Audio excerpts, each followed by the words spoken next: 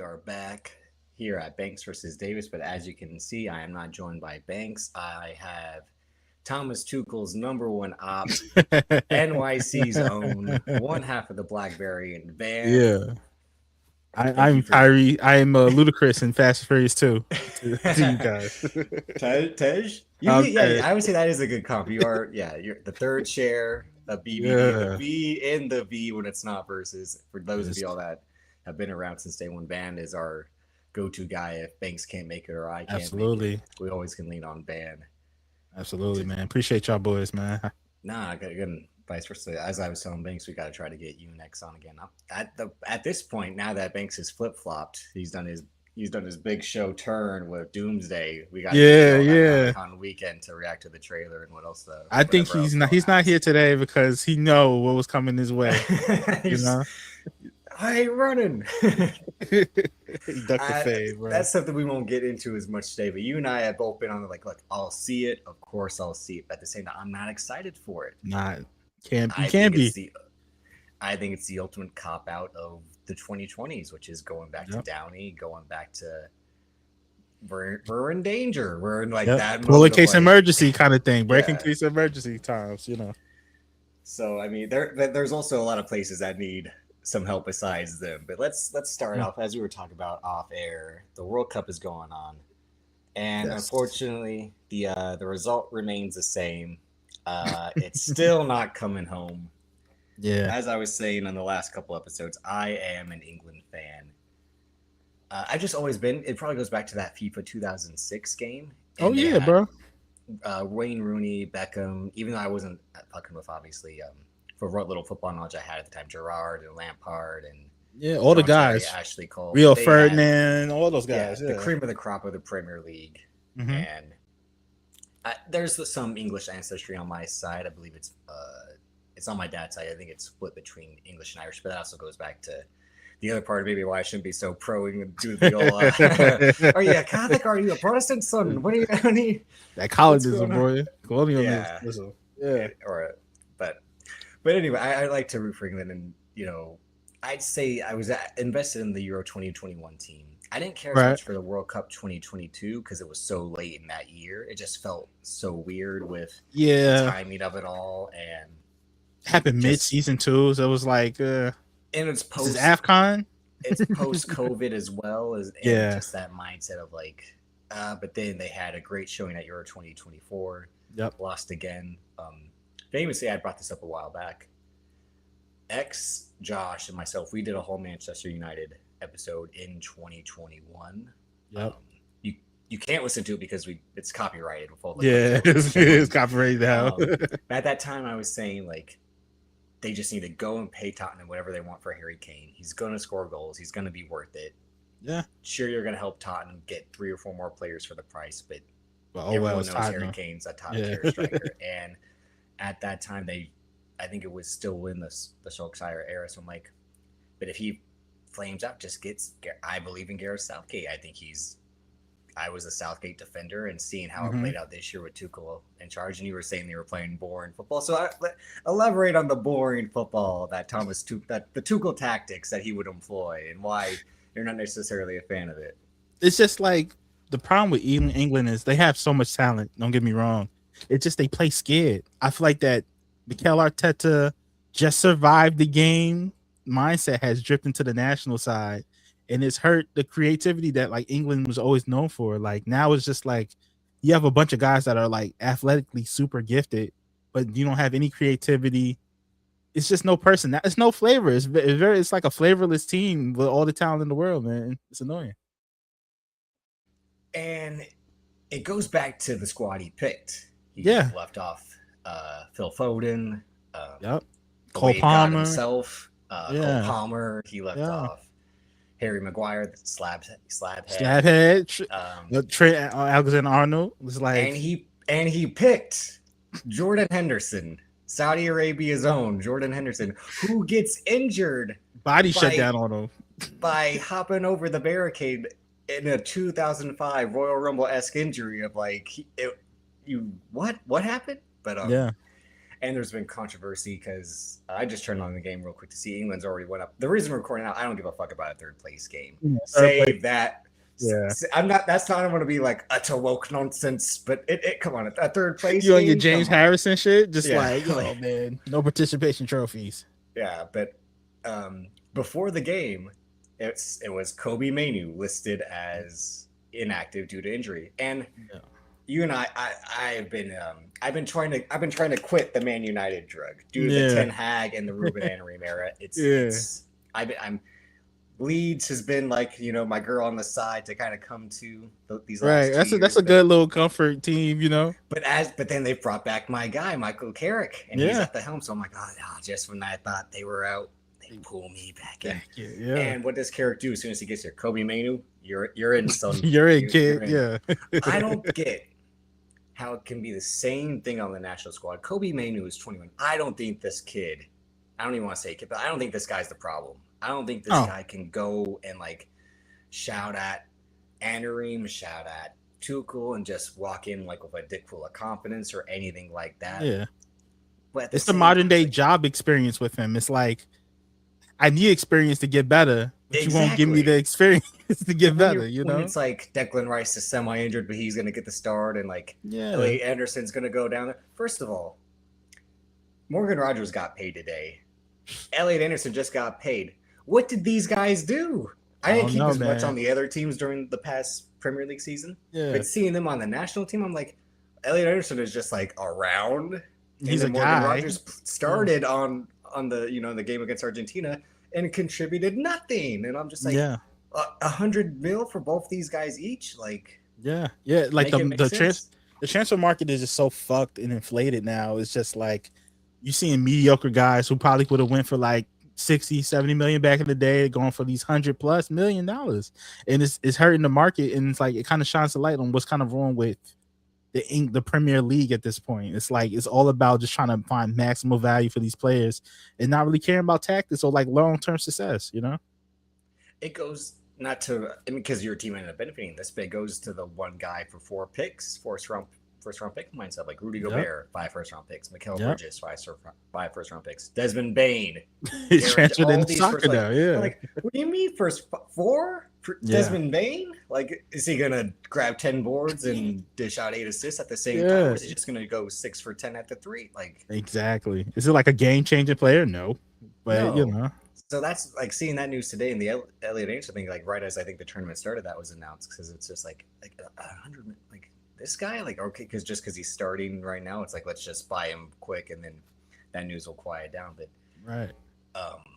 like to see that the squad didn't even bother playing him, or like not again the Man United bias, but like the Marcus Rashford, again considering the kind of resurgence he has, but he was also in that same Kobe Mainu position of like, this guy's the problem. How is this guy the problem? This guy was the savior. How's this guy the problem? But it points to the same problem I have with the English team. It's like, if you're a creative player, we don't want nothing to do with you. We just want you to pass it backwards, keep it safe, possession ball. It's like, that's not how you win. Look at France, bro. Those guys are going all out. Don't give a fuck about tactics. France has the ultimate cheat code, though. They literally have one guy who's just like, get out my fucking way. Yeah, but even look at the guys on the wings, like Doué and Olise. These are creative dudes, bro. You know? And then at the same, they have their own Tatum Brown thing with Dembele and Mbappe. Of like, exactly. Fucking need this guy for, what do you mean? Like, huh? Like, exactly. You know what's funny about Mbappe? He has that at the club level too with him and Vinny. No, I was gonna explaining the Mbappe thing to my girlfriend who doesn't pay that much attention to soccer. I'm like, everywhere this guy kind of go, and I had to kind of familiarize myself with how he was running PSG. Oh yeah. That it was his way and the only way. Yeah, militant, bro. Yeah. So to see him try to do the same thing with the national team of like, Dembele, get back. Fall back, bro. Yeah. Meanwhile, even though you're a Ballon d'Or winner, coming off of winning the Champions League again, fall back. The 2 Champions Leagues when we ditched your ass. Like, what do you mean? Like, get back. It's literally that mindset of like, but you can't say like they would be better off of Mbappe, because that'd be crazy. I mean, he's talented. He's the most talented player in the world right now to me. But it's just like his mentality kind of has to change a little bit, you know. Who else would you compare him to where he's kind of like that guy and that guy only, and you could put anyone else around me and we'll still have a chance? I mean, I would say like he kind of reminds me of Kyrie post Cavs, like where he's just the super talented player, but like I he would kind of say he gets in has his a own way. that is a good one. I would say I'd 10 times out of 10 I'd pick Mbappe than I would over Kyrie. Oh yeah, for Yeah, sure, for sure. because it's and also a Kyrie it's the injury thing, whereas Mbappe, Exactly. well, it It's seems just like the he's still gonna have mentality. injuries with the Real Madrid thing of like now he doesn't want to play or and who do they get to come mentor him this year? Jose. They're Oh like, my. Let's add more fire to this already toxic situation and bring in Jose, who's known for like I don't think Jose's ever de-escalated a situation in his life. So to put him in well, this team is crazy. and there's the Vinny of it all. And Jude Yeah, Bellingham showed like he is that fucking guy, even though the yeah. English media is like he's not that guy. He's not Well, tough man. He's well, not in that. England, He's not. if you don't give the media whatever they want, they'll turn you into a villain. You know, that's just what Well, they do. yeah, and I 100% believe what Ian Wright said, which is they're not ready for a black No, superstar on the no, national team. no. When it's like, if it's not Harry Kane, it's Jude Bellingham. Like that's and prior to like all the sabotaging by the media and the club at the time, Rashford was going to be that Yeah, Jude Bellingham type and of you guy. seen what happened. Yeah, and I think it's just again that racial politics, which is everyone was trying to kind of filter in and out of the World Cup with each country and its strengths and weaknesses, and Yeah, you and could you know see, it's gonna affect them hard. I think by the time next World Cup come around, because most of their best players are gonna be black guys, bro. yeah, It's gonna well, have and you could Jude, see that with Gahey, you could see Saka. that with France, you could see that with Yeah, Spain, you can see that with Brazil, almost at this point, like, yeah. and I don't want to do that whole thing of like because it sounds bad, like I wish these guys would play more for the ancestral country. Mm-hmm. Like I wish they would play for like if they do have the African lineage, Right, the play origin for them team. and that Yeah. instead of like boost that ego of like the France, the Belgium even and Mm-hmm. because like when you look at the Belgium teams like and that's what I was saying that about the U.S. team when I watched that HBO propaganda doc about the U.S. team. Like there's a lot of brothers on this team, a lot of brothers in Yeah. the U.S. fans are gonna watch me like what the hell is I thought Fuck is this this was guy? yeah like who like and Balogun has to bow them out and they'll be like oh yeah We love him, we save need this him. guy. Let's bend the Meanwhile rules for him. they well yeah Yeah. look how that played out but that wasn't a shock to me but the England Yeah. part of it yeah I agree they played too safe against Argentina. They got up Yeah. early and the substitutions that everyone was critical of, like bringing in Dan Burn and bringing in Nico Yeah. O'Reilly At to that like point, they do should that have just whole. kept swinging at him, bro. Just keep That's where I'm swinging. like, bring in Rashford, bring in, Yeah, your guns, your heavy guns. yeah, Yeah, bring in someone else to score because you can't do the like, all right, what everyone said the Falcons should have done. Just yeah. drain the clock, Run the ball. No, you run got the to keep ball, don't firing. throw, don't. You can't do that. You have to keep the pressure on it, and because the goals that they gave up, the thing was I watched that game on a tape delay. I turned everything off in terms of like apps to Yeah, not see any results. So when I got home, I didn't see anything. I just turned on the game and watched from start to finish. And that goal, I legit like I died inside. I was like, oh no. And then they yeah, scored the second one within mere minutes later. I'm like, yeah, it's over. They're not because you could just see that they were defeated after giving up the first one. It was just that mindset of like, oh yeah, we can't win now. It's yeah. 1-1, but we Exactly. can't win. And that mindset I think is tough for them to get out of because it's like you said, the same crop of guys who went through Euro 2021 with the penalty kicks, Euro Exactly. 2024 with the matchup with Spain, and they just kind of always feel of like that Buffalo Bills syndrome of like Josh Allen sitting on the bench of like I've been here before, like time and time again. It's the same fucking It's ending, and like I just never understood like playing for set pieces and shit at the national level and stuff. It just doesn't make sense to me. Like this is when you're supposed to let your guys loose and let them have fun, you know. And I think even bringing guys who had these elongated seasons and starting them, it's a problem. Like Declan, I understand he's one of the best midfielders in the world in my opinion. So playing him cool, but like Saka, I wouldn't have brought Saka. Like he looked finished in March. He looked tired, you know. every time he was on, it just looked like he didn't know what to do with the ball. And that Yeah, was the most embarrassing part. It's like, and that's where I'm just like, I mean, the one guy who got paid prior to the tournament and actually looked like he was worth the money was Anthony Gordon because he was yeah, on kicking, swinging those crosses in, contributing to goals. He scored the only goal against Argentina, obviously. So he hmm looked like the guy that is worth the money he actually got in this transfer market window Yeah. compared to Rodgers and Anderson. But yeah, it's like the fact that Bellingham and Harry Kane had to score all the goals within like the box region just goes to show like that's how like tough it was for them to just push the ball upfield because Yeah. they just had to constantly run at the goalkeeper, run at him time and time in because whoever was on that right wing, was it Maduke, was it Saka, was it whoever, Morgan Rogers was not going to contribute, and that's where. Yeah.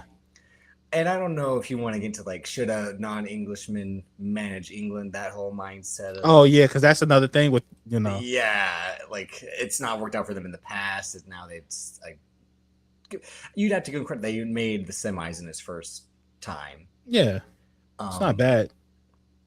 But everyone was super critical of him coming in, and everyone's super critical even more of how he played it. So it's just a matter of like, would you want to give this guy another shot if Euro 2028 doesn't go their way, which it's kind of hard to see, but like you're saying, but based off the young talent that they'll have, but also that's still kind of prime France, that's still prime Spain.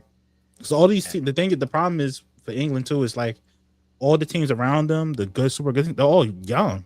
So it's not like, all right, we'll wait for these guys to fade out. It's not like when Germany won, you was like, oh yeah, Schweinsteiger, these guys they'll die out. Like Germany and the Netherlands, they got bounced so early when it was the knockout stage. I'm like, oh wow. And then you see Belgium kind of held on for dear life with the old squad that they had. I mean, my guy Lukaku was coming out still huffing and puffing, but like still playing the hits, looking like Leonard Fournette, literally like he's 6'2", 280, like just going out there. He's like, hey, if it's in that box, I'm gonna put it in. No matter I'm gonna fucking swing. But yeah, their time is up, and then I mean the run that what is it 6 years or almost 8 years that Morocco's kind of been on this run as the I think that run is underdog. Yeah, I think that run Morocco had is pretty much over. They'll probably have to find a new crop of guys to filter in, but. And a lot of those teams are dead. Mindset too of like, I mean, it was you and I and everyone else was just like, they saw the squad and it's like Neymar, like he's got Rey Mysterio legs. They don't work no more. Like he can't work after one match. They literally had to bully Inshaallah to bring Neymar. It was bad. It was sad to see. He kind of reminded me of Ric Flair last match, not the one with Shawn Michaels, but the other one. What, I think he's between our age or around our age. I'm 31. Isn't he just 34? But he has so much mileage, though. Think about he's been playing at a high level since 19. You know what I mean? 18 years old. Yeah, but still, it's just that thing of like, it's over already. Like it's over, bro. It's been over for a minute for Neymar. I know that, but just it's even when you see even more, it's just like that deflating. Because again, like you think like the youth that these guys have, when you see them in their first. Not everyone can be Messi and Ronaldo and Modric and play so many years with so many different national team squads. But at the same time, it's just like the 2014 World Cup where they got stomped out. Wasn't that was 12 years ago, and now you're already finished? Like yeah, man. But that's how soccer goes, because it's one of those things where you're here today, going tomorrow kind of things. It doesn't happen gradually over time like most sports. Like it's just one day you see a guy good and then he's just ass, like there's no middle ground with that. Yeah, but what I can say is, I mean, I'm not disappointed. They had a great string of games. I mean, I didn't get to see the Congo game happen live, but seeing how they came back from that game in which Congo played the game of their lives with like perfect defense, just like doing whatever they could, and at this, just like with England, like they played it too safe, and it's 75 minutes in, and you're like, let's not make a mistake. We got 15 minutes more to go, and that's how it was with that Argentina game. In which 20 minutes into that game, I'm like, these dirty fucking Argentines with their fucking roughhousing and bro, they're fucking bullies, bro. Yeah, but they're like 5'9", 5'8", like going out there and just like knocking dudes and just like tugging jerseys and just who knows what else they're saying. They're tiny racists, bro. They're tiny racists. Oh yeah, but it was insane. Like this, like come on, ref, do something. This is fucking like this is ridiculous. These guys just gonna get away with everything physical. I'm like, hey, it just is. Hey, it just is what it is. It's that Messi effect. Like they get the easy side of the bracket. And they get Cape Verde gives them a scare. Egypt gives them a scare. Because they really wanted Argentina versus Portugal. That's what they really wanted. Well, there was no way Portugal was gonna make it. Now with Ronaldo as the guy, no, you can't write a script that good and coherent in 2026 in soccer. But I mean, because the way that it played out, I mean, it worked out. They would have had America beat Belgium, like this is America finally gets over the hump. They beat a team, Yeah. a story team, and it's like, nope, same result. Nope. You know, it's John Cena, Brock Lesnar. You know what's gonna happen? 16 German suplexes, 3 F5s, Go home. 1, Yeah. 2, 3. Yep. Nope. That's not. Hey, it's not a different over. story, bro. It's the same old story. Tell us the oldest time, brother. But England had it. You know, again, Mexico gave them a scare. Yeah, Mexico played really well in that game. Norway gave them a scare, and the other part of like, I do think Christian Pulisic should have been bullied for having a poor performance. But when Paul Scholes is like, I don't think England shouldn't have celebrated that much after Mexico. It's just a win over Mexico. I'm like, but you guys didn't win anything either. Like you guys didn't win shit. So how are you going to tell them? That's the problem with England. England wants to only win if it looks a certain way. Teams, because again, Landon Donovan be like, "Hey, here's what USA did." Like, what did you win in the past the round of 16? Nothing, bro. What do you know about this, bro? Yeah. England wants to win if only if it looks a certain way, bro. That's the only way England wants to win. Yeah, it's the same thing of like, you want to criticize Lamar Jackson, you want to criticize, you want to criticize Justin Herbert, you want to criticize, Jalen Hurts, all the guys are like, hey, I see him do it in the meaningless games. Why can't they do it in the bigger games? But when it comes to Josh Allen, can't say nothing bad about him. Like Josh Allen, but Josh Allen steps up in those games, and it's just like, Josh Allen, you got 13 seconds. He wouldn't think no one could score in 13 seconds. It's 13 seconds. Like, it's true. Like, some stuff is working against him. It's the same thing of like playing against Messi, like, because he contributed those goals with his passing, and it's like, it's just, even if he's not scoring those goals, that left foot somehow is just like, I'm going to find the right guy, and then they score a fucking a screamer just right outside. I'm like, did no one try to like get in the way? And Jordan Pickford had a good game, and the real man of the match was Jed Spence, who made it his mission to go out there and be like, hey, 1v1, you versus Gary Payton, the glove style. Let's do it. Yeah. You he was the one guy that everybody was speaking about Ginter bringing to the World Cup, and now look at him. Yeah. Well, it did help that he was wearing the fucking demolition style mask, looking like something was like he was in some sex dungeon for that was the first couple games. Yeah, but no, that was one of those things where I'm like, it's the corny thing, like, really watch the offensive line in football. Watch what Trent Williams does here when he pulls his guy. I was watching Jed Spence against Argentina, like, see how he's just crossing right in front of his guys. He's got the footwork, and he passed the ball around, and then look at that slide tackle. Oh, perfection, just perfection. But a stat boy, nice watcher. It was one of those things like, hey, you gotta appreciate real ball and see what Jed Spence is doing out there. Yeah. Meanwhile, Reece James on the other side was like, I might be injured. Oh, no, shit. Hamstring. Yeah. Like, oh, shit. Did something happen? Damn. Yeah, man. But, I mean, am I optimistic about their future? Yeah, Bellingham's entering his prime still. Yeah. I mean, this guy, he literally is out there giving his all. Yeah, he's a dog. I mean, I know people dislike him because he basically is the Jason Tatum of soccer, but I'm also a Jason Tatum fan, so I of course I'm going to be on both bandwagons. But I can understand they're like pretty boy kind of manufactured presence of like so perfect, so manicured. I'm gonna say the right things. I'm gonna do the right things. I'm gonna, I won't say anything negative. Won't say anything super positive. It just and again, I'm gonna play for the storied clubs. I'm gonna be successful I'm gonna have the right brand deals and all that. But he's a good dude. Even when he stopped for that disabled reporter, when everybody walked past him, I was like, oh yeah, that's a good guy right there, man. Can't hate on him. Yeah. Oh yeah, no, I mean, and whether what he has at home is everyone's preference or not. I mean, hey, so some people like something that's been around before. You know what I mean. That's still a crazy story. Like his girlfriend's like a legendary wrestler. I'm like, really? Like, oh my god! Like, no, everybody was like, "You bring her around your mom?" Like, he's like, hey. Well, there was that famous sort of like the mom just looking disappointed, and his brother necessarily isn't a Thanasis or a Costas. He's kind of more so a Seth Curry-ish. Yeah, exactly. Like it. So again, he's got that going for him as well. Absolutely. And his dad's a white guy, but he's not like an overtly racist. White. He's like a regular white guy, standard white guy. From what you can see, even though he was a copper, he was sure.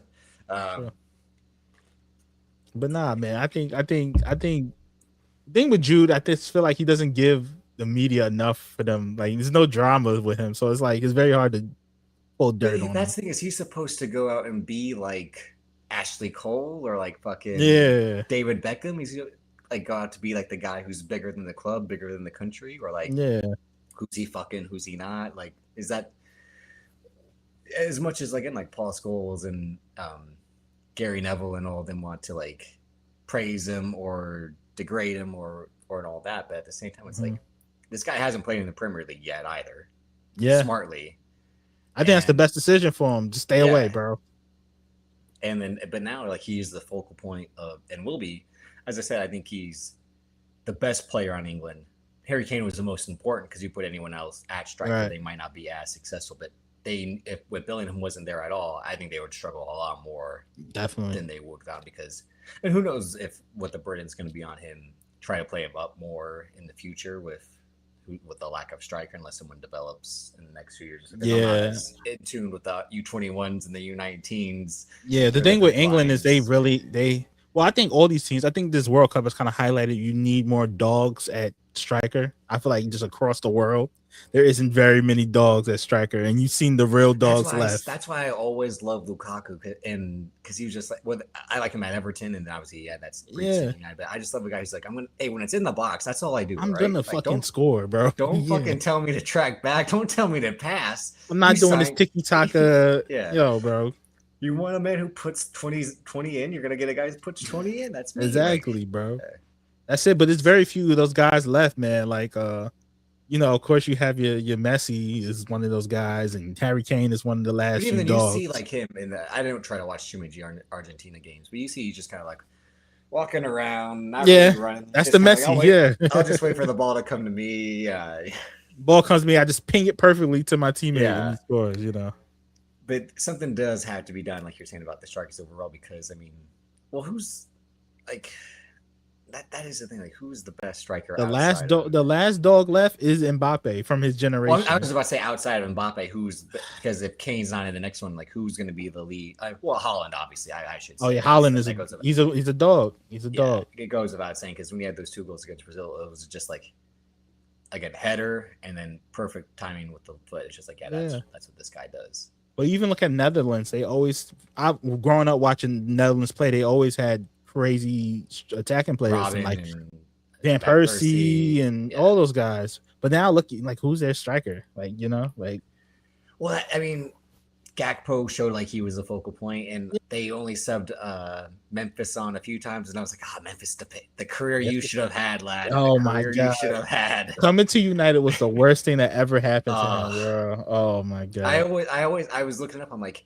he only played like what 20 games and only scored like three Yeah. goals. Like it's just like, Yeah. but they were like Memphis Depay is gonna say it was bad enough that He was like my they favorite player at the time. So my favorite player come to my favorite team. I was hyped, bro. it came straight after like the Di Maria 1 year and done type Yep. of sound. Like it was like, is this the NBA? Like is this guy in and out after one Alexis year? Sanchez. Remember that experiment? Oh god, those when the Premier League, well, you'll come on again when the Yeah, Premier League definitely. season kicks off and when the college football season kicks off. Definitely. Because you got to reconvene. But yeah, but like seeing Netherlands and Germany being the shape they're in now compared to where they were 10, 12 years ago, you're like, damn. Yeah, at least with Germany, they bringing in Klopp. Klopp's supposed to be coming in to help them. So, but do you think that is like that's going to be the? I mean, he is the super manager in terms of like what he did for Dortmund, what he did for Liverpool. But do you think that's what Germany needs is like his mind to set things back on track? Yeah, like his mind and his eye for like team needs. I feel like with Germany's always been known for just we're bigger than you, we're stronger than you, we're more tactical than you, and that's how we're gonna beat you. You know, they kind of gotten away from that, just being a super aggressive and tactically sound as they used to be. So if they can lean back into that, Germany's always gonna be dangerous because they always gonna have the talent to back it. I also don't see like to think that like now this is an incredible run by, for instance, Mbappe, where you win the World Cup, you lose it, and then you're in the third place game. Like to have that of like, not just ring about, but like that's like the Niners NFC title game or Super Bowl. Like you're always in those games for the last 6 years. Like you're either NFC title, Super Bowl, or don't make the playoffs at all. Like that's the kind of run that France has been on. So, and then you look, as soon as they hit this point, they didn't wait to replace the guy with the champs. Let me go get Zinedine. Yeah, And replace him back. that is probably ultimate like cheat codes. Like the Champ leaves, and they're like Zidane, who's like, do I want to manage? Who knows? I don't. I mean, guess. I won the easiest Champions Leagues I could ever win, and then I left, and then I came back. It's like, this. It's like a guy who doesn't want to manage. He's like, if you're paying me, I guess I will. If no one else wants to do it, okay. I guess. Yeah. Yeah, man. Yeah, they got him. Meanwhile, it's like, should the U.S. bring back Pochettino? They sacked Germany sacked their manager. Yeah, Ancelotti obviously won't be Tuchel deserve another chance. It's like just Tuchel. Ancelotti obviously isn't going to run it back from Brazil. I can see it happening. If Spain wins, they've won Euros and now a World Cup, so they probably are like the team going forward that they should have been after winning the 2010 World Cup. Yep. Of all that promise and all that youth, and I mean that again. They play this superior football in Spain, but the country that cares about it the most, being England, they still can't figure it out. Figure it out, man. Despite the resources and the attention. Yeah, man. It's sad. It's sad, actually. It is. And but to lose in that fashion again, to lose, it's heartbreaking, bro. 78 minutes and of just like pure perfect. Again, like score first. And let's just stop. Let's just not do any more scoring. Like, huh? And they would always talk about like that. Like that's the Premier League mindset that like teams like Everton had if they were up big on like Liverpool. We're gonna shut it down. Yeah. Not just the park the best mindset of like we've already won. We've got the first goal. It's like no, there's half an hour left. It's not over. Like anything can happen in football, man. It's just crazy. Yeah, like I said, I'm not disappointed. I thought they would kind of make this type of run, a Final Four type of run, just based off how their bracket looked. Right. Like I said, it was shaky given the games that they played, but that's also the same thing with Argentina, where that's why I was talking about this with a coworker, knew that game would kind of come down to the final 10 minutes because each of those games that they played in the knockout stage were so like late surge, come behind goals compared to like France and Spain. They get off to the hot starts right away. So whoever scored first was going to win that game, basically. Mm-hmm. Yep. Exactly. But what did you say is your probably favorite or biggest like takeaway from this World Cup in 2026? My favorite thing, honestly, that whole Cape Verde run was just very special to me. That all right there, horny man. I know. No. I'm talking about the football astral planed into your body, being like Cape Verde. Shit on my inner banks. But nah, just even that run, bro. The fact that they got as far as they did, I thought was really cool, man. And for me, I just enjoy Lamine Lamar. Just watching him play is just. But what's he done? He hasn't scored any goals. He's horrifying, bro. Some real hater shit. I'm like, he hasn't scored any goals, and the media's like Jude Bellingham. Well, you shouldn't even been on the team for a little bit. Lamine Lamar could just go like. Bro, he's the golden child. He's the golden child. That's why. It's ridiculous. To me, that's like my ultimate. If I want to get a hater, like the Haaland, I think it's over a little bit. At least he delivers. Haaland is a beast. Haaland is such a good player and such a funny guy. I can't hate him even though he plays for City. I can't hate him. Well, I hate him because he plays for City. I can't hate him. and he's perfectly blonde, 6 foot, blue eyes. He's too likable, bro. But at the same time, it is like I do think that was like the one person every non-soccer fan glommed onto, right? Like, who the fuck is this guy? Like this guy, and then it's like so he gets the overlove right away, but he delivers, so I can't hate him that much. It's sort of like the Pat Mahomes thing. You're like, this guy wasn't throwing for 500 yards. I couldn't say he's not deserving of being called great. Like, but he's doing it. So yeah. But the Maul thing, I'm just like, what has he scored any goals? What has he done? Like, he's the greatest oil farmer we've ever seen, bro. I mean, it's not unlike the NBA where they're just like, oh, did you see what he did? Like, he got 10 points. So you're like, okay, that's how they were talking about Ricky Rubio, except I was on exactly. They were like, you got 10, 9, and 7, but like he shot 7 of 15. I'm like, yeah, but it was the greatest 10, 9, and 7 I've ever seen from a 20-year-old. It's like, well, his points came from free throws. I mean, they did, unfortunately, but yeah, that's how I feel about him almost. And it's not like hate him. I'm just like, you can't say this kid's the future and like he's not even delivered a goal in the most important tournament. Like, because Mbappe's still showing up. Like, I'm top guy. I'm gonna be top guy. Like.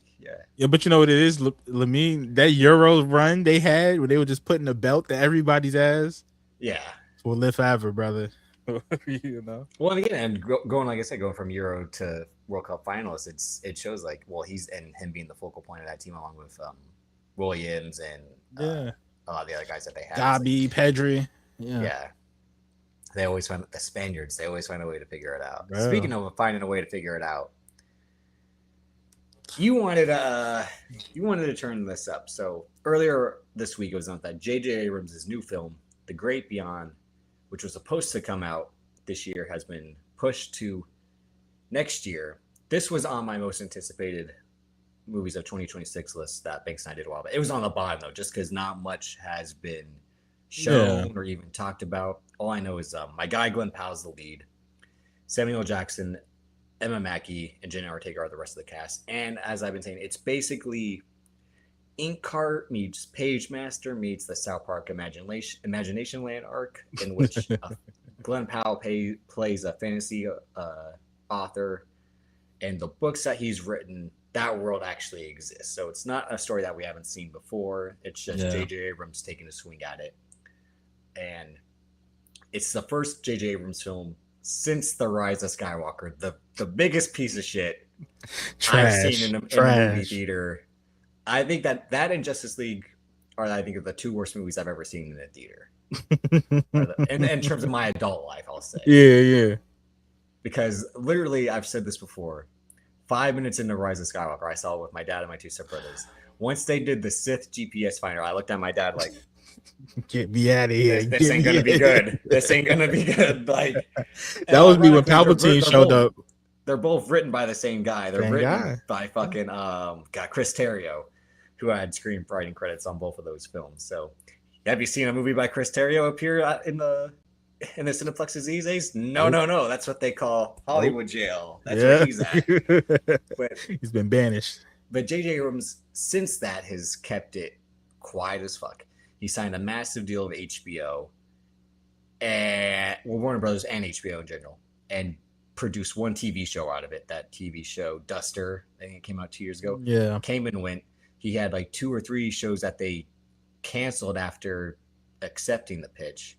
He was supposed to do the Black Superman movie with Ta-Nehisi Coates and Michael B. Jordan, which at the time sounded like a ludicrous idea. That sounded like a pure headline grab. This isn't getting off the ground, bro. Yeah. And this is pre-Oscar winning. Yeah. Michael B. Jordan and Ta-Nehisi Coates going on, kind of at the ascent of like this guy might do more than just what he's already doing. Right. As a media figure, but what's your beef with J.J. Abrams, the fakest Spielberg of all the fake Spielbergs? No, he is Spielberg only in mindset, I guess. You know what I mean? But like, he's still eating off that early 2000s shit, man. Felicity and we'll get to that in a bit, but not to cut you off. He is the Dylan Raiola. Yes, he wanted to be Steven Spielberg from day one. What did Spielberg do as a kid? He was given a camera. I need a camera. Yeah. What did he do? He worked in television. All work in television. Mm-hmm. What's his first movie? Or what's his favorite genre? Sci-fi and all that. Like last year, I did for my Letterboxd. I did Sci-Fi September. I watched sci-fi movies I hadn't seen at all. So I watched Super 8 for the first time. What a piece of shit. It is one of the worst movies I've ever seen. It makes Stranger Things look semi-competent. And I'm like, that's a lot. Because that's one of the worst shows I've ever seen. Yeah. So to be worse than Stranger Things when you are chosen one J.J. Abrams, Hollywood's golden boy at that time. Golden boy, yeah. To get still their golden boy, though. That's the crazy thing. I think that's why this news is kind of like, I feel like it's tick-tock, like time might be up. And it doesn't help that I haven't heard a Gracie Abrams song until my job started playing Hits One at work. This shit is trash, God. And that Hit the Wall song came on, and I'm like, you are the daughter of one of the most successful people in Hollywood. What struggles did you have to sing about? What's your struggle? Man. That you weren't born good looking? You got money, you can fix that, Mom. You go get some surgery and shit. Like, you're so rich, it doesn't even matter if you're good looking or not. It really doesn't matter. Dating Paul McCartney himself, Paul Mescal. Like you, like don't talk to me about what a rough life it is. Of like, oh, I got to sing about heartbreak and the internet and all that. But no, let me see. Let me say this though. I never watched Alias. Um, I didn't keep up with Lost. I never watched Fringe. So like all the television stuff is like not in my mindset. Film wise though, he started out 2 for 2 for me. Two of my favorite films of all time. Mission Impossible 3. It's my favorite Mission Impossible. Not the best. My favorite though. Okay. It's got the best opening scene. The countdown with Philip Seymour Hoffman where he's like, I'll do it. I'll do it. Like, don't you dare. Like that. That's great acting by Philip Seymour Hoffman, late great, and Tom Cruise. And Star Trek 2009. Phenomenal. Yeah, great film. To reinvent something I never cared about, which was Star Trek. He was like, what if we made a Star Trek movie in the style of Michael Bay? And that's always been his thing, is like smarter Michael Bay. More efficient Michael Bay. But Michael Bay's whole thing was Tony Scott on steroids. So even he's the son of a son. So like, that's like the son of a son. Yeah, the hat of a hat of a hat. Like, you know, I'm cosplaying him, he's cosplaying him. They're all pointing at each other. So like his style of filmmaking with the lens flares and the colorful lighting, quick cuts, the sweatiness, the grime, fog, all that smoke, all that. Like it's a style that he kind of molded himself into, because I don't think he trusted his own instincts. Because when you watch Super 8, it's a guy again trying to be Spielberg and failing miserably. So then he does Star Trek Into Darkness, solid sequel, obviously not as good as the first, but when you rewatch it, completely passable. The only thing that ruined it at the time was the who's Benedict Cumberbatch playing. Oh yeah. But he is acting in that movie. When you want to watch a great actor, just be like, you don't want to see some shit today? Come to watch. Yeah, I was about to say, like, was this like his personal All-Star game? Like, what, I don't know why he's going so hard. Benedict Cumberbatch, like, I am. Like, he is just like going for 81 in the All-Star game, like you said. Like, bro, like, calm down. Clear out. I got it. Like, the movie doesn't even call for all this acting you're doing, bro. Oh, it's just, I am better. Like, it's just like, this Chris Pine was just like, is this guy taking this seriously? Like, yeah, like what the fuck? It's just a check for me. And then what happens after Star Trek Into Darkness comes out? Immediately, we're finally making episode 7. Yeah. Who do we get? Oh, the easiest choice, J.J. Abrams. At the time, it's a layup choice. No, that's what I'm saying. It's like who the rumors were. Zack Snyder. They said no. No. John Favreau. He passed on it. And the irony, John Favreau being the savior at the same time, almost a decade later. It's ironic. And then there was one other person I forgot at the time, but it was obvious like it's going to be J.J. Abrams. There's no one else who can do it. And a cast of relatively unknowns with John Boyega, Daisy Ridley, even Adam Driver to a certain extent. Because he just had girls at the time, I think, right? Girls, or if you had seen him in Noah Baumbach films or Lincoln, stuff like that, you wouldn't recognize Adam Driver at the time. And it's like, and the old timers are coming back.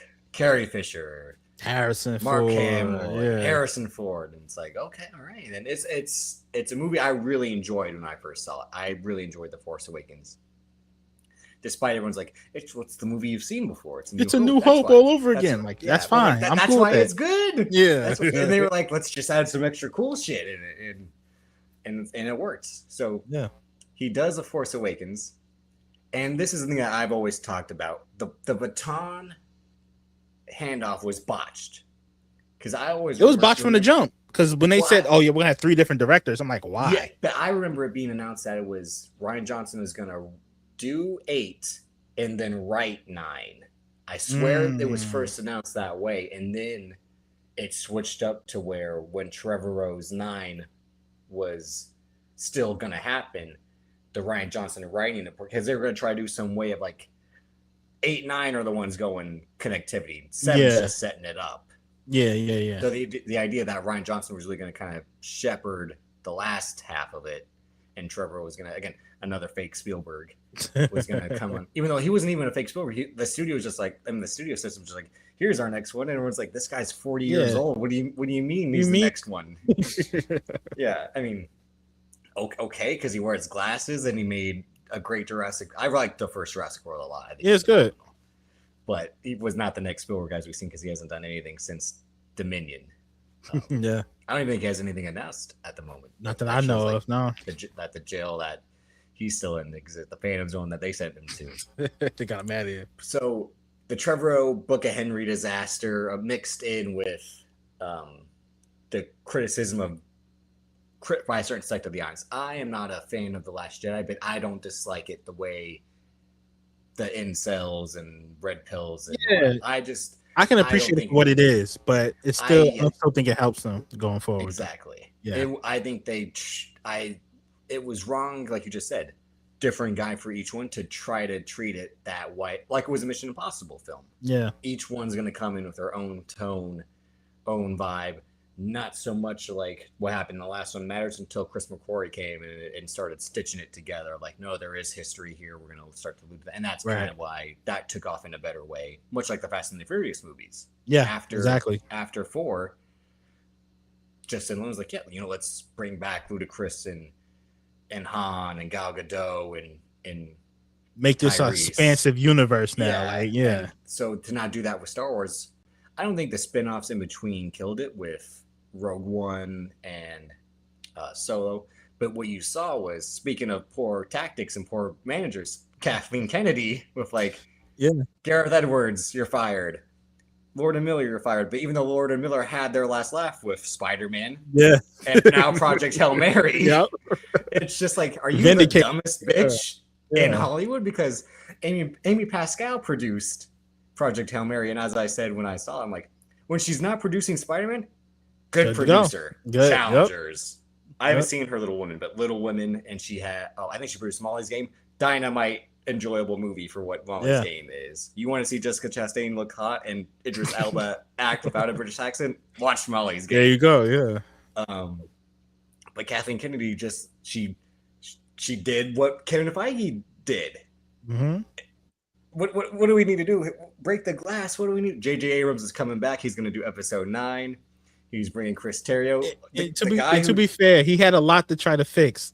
This is why I give him some grace with 9. Like, he had a lot to fix. No, because he made it worse. He brought back Palpatine. No, that's making it worse. I agree. All right. Yes, Luke Skywalker should have been a cynical figure. It was just handled in a way that didn't work. Yeah, it was played more for laughs than I was a fucking kid and I lost my hand and I went to war, and it should have been played up more like a serious drama than like a broken soldier almost. Yeah, then I'm on an island drinking fish milk and living with nun creatures. That was stupid. I'm not watching Jim Henson Presents The Last Jedi. Okay? Rock. Yeah, exactly. The Dark Crystal. Yeah, I watched those movies growing up and I did not enjoy them. So me either. To see Rian Johnson try to put that back into Star Wars, I'm like, no. I get what you're trying to do and killing Snoke, which I agreed with at the time. Because again, the mystery of who was Snoke was annoying. That's the J.J. Abrams thing, the mystery box, because he has a famous TED Talk where he talks about the mystery box. He's like, I was given this mystery box as a kid, and I never opened it because if I did, that would have ruined the surprise. So I've always wondered what's in here, and it's that flawed mindset that certain guys who think they're smarter than they actually are have. Right.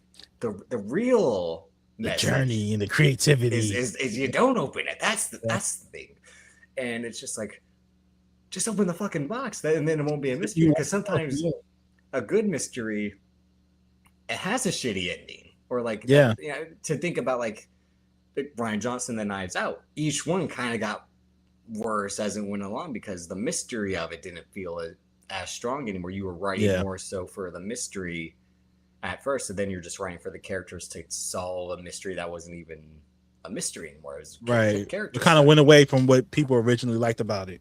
Yeah.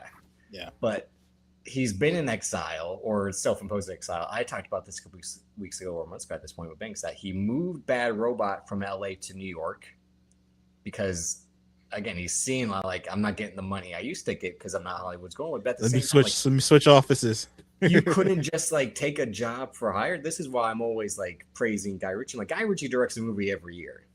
Yeah. Whether he writes them or not, most of the time he does. But that's the point. It's like I make a movie every year. I'm a filmmaker. Okay, Yeah. I'm gonna go out, make a movie. It's gonna be a solid 3.5 to 4 out of 5, and people are gonna like it or not like it, and then catch And I'm up gonna get on it. paid. And I'm gonna get Yeah, paid, and, bro. and people are gonna be like, when there's the next movie coming along, guys always turning out stuff on time. Yeah. So like, but J.J. Abrams doesn't want to do anything that he can't think of on his own. Even though I'm like, your imagination is what? What's your imagination? It's empty, bro. It's What do you have to offer at this point? And then it's like, I just don't get like the infatuation that Hollywood has with this guy. Like I don't I think understand. it's done now. I think it is officially it's like, over? yeah. I think if this movie bombs, That's it.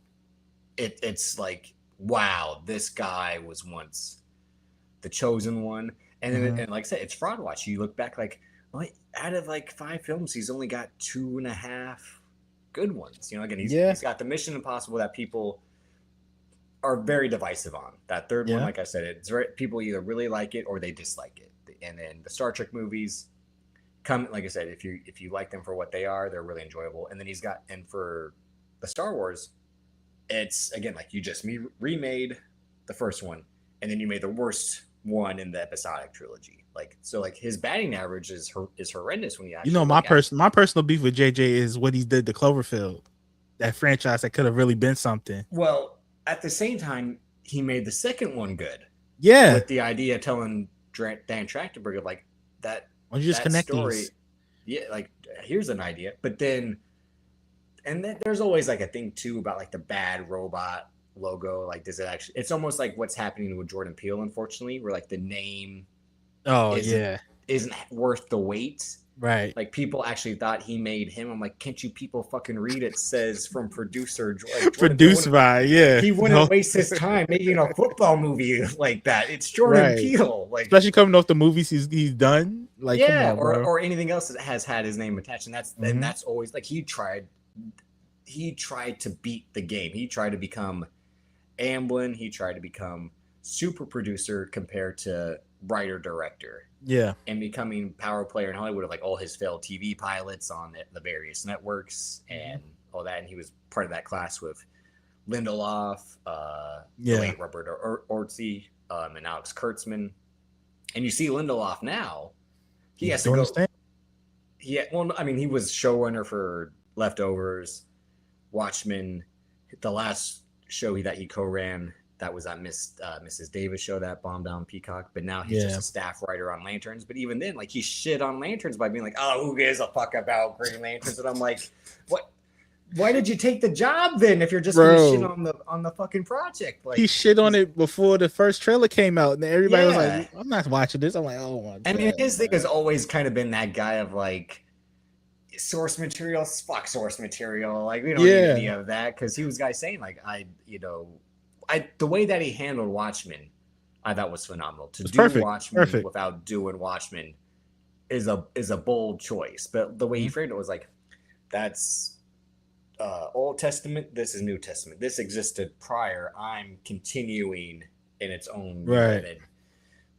Obviously, the great writing of his and Core Jefferson with the Hooded Justice episode. Yeah, and what they did with that.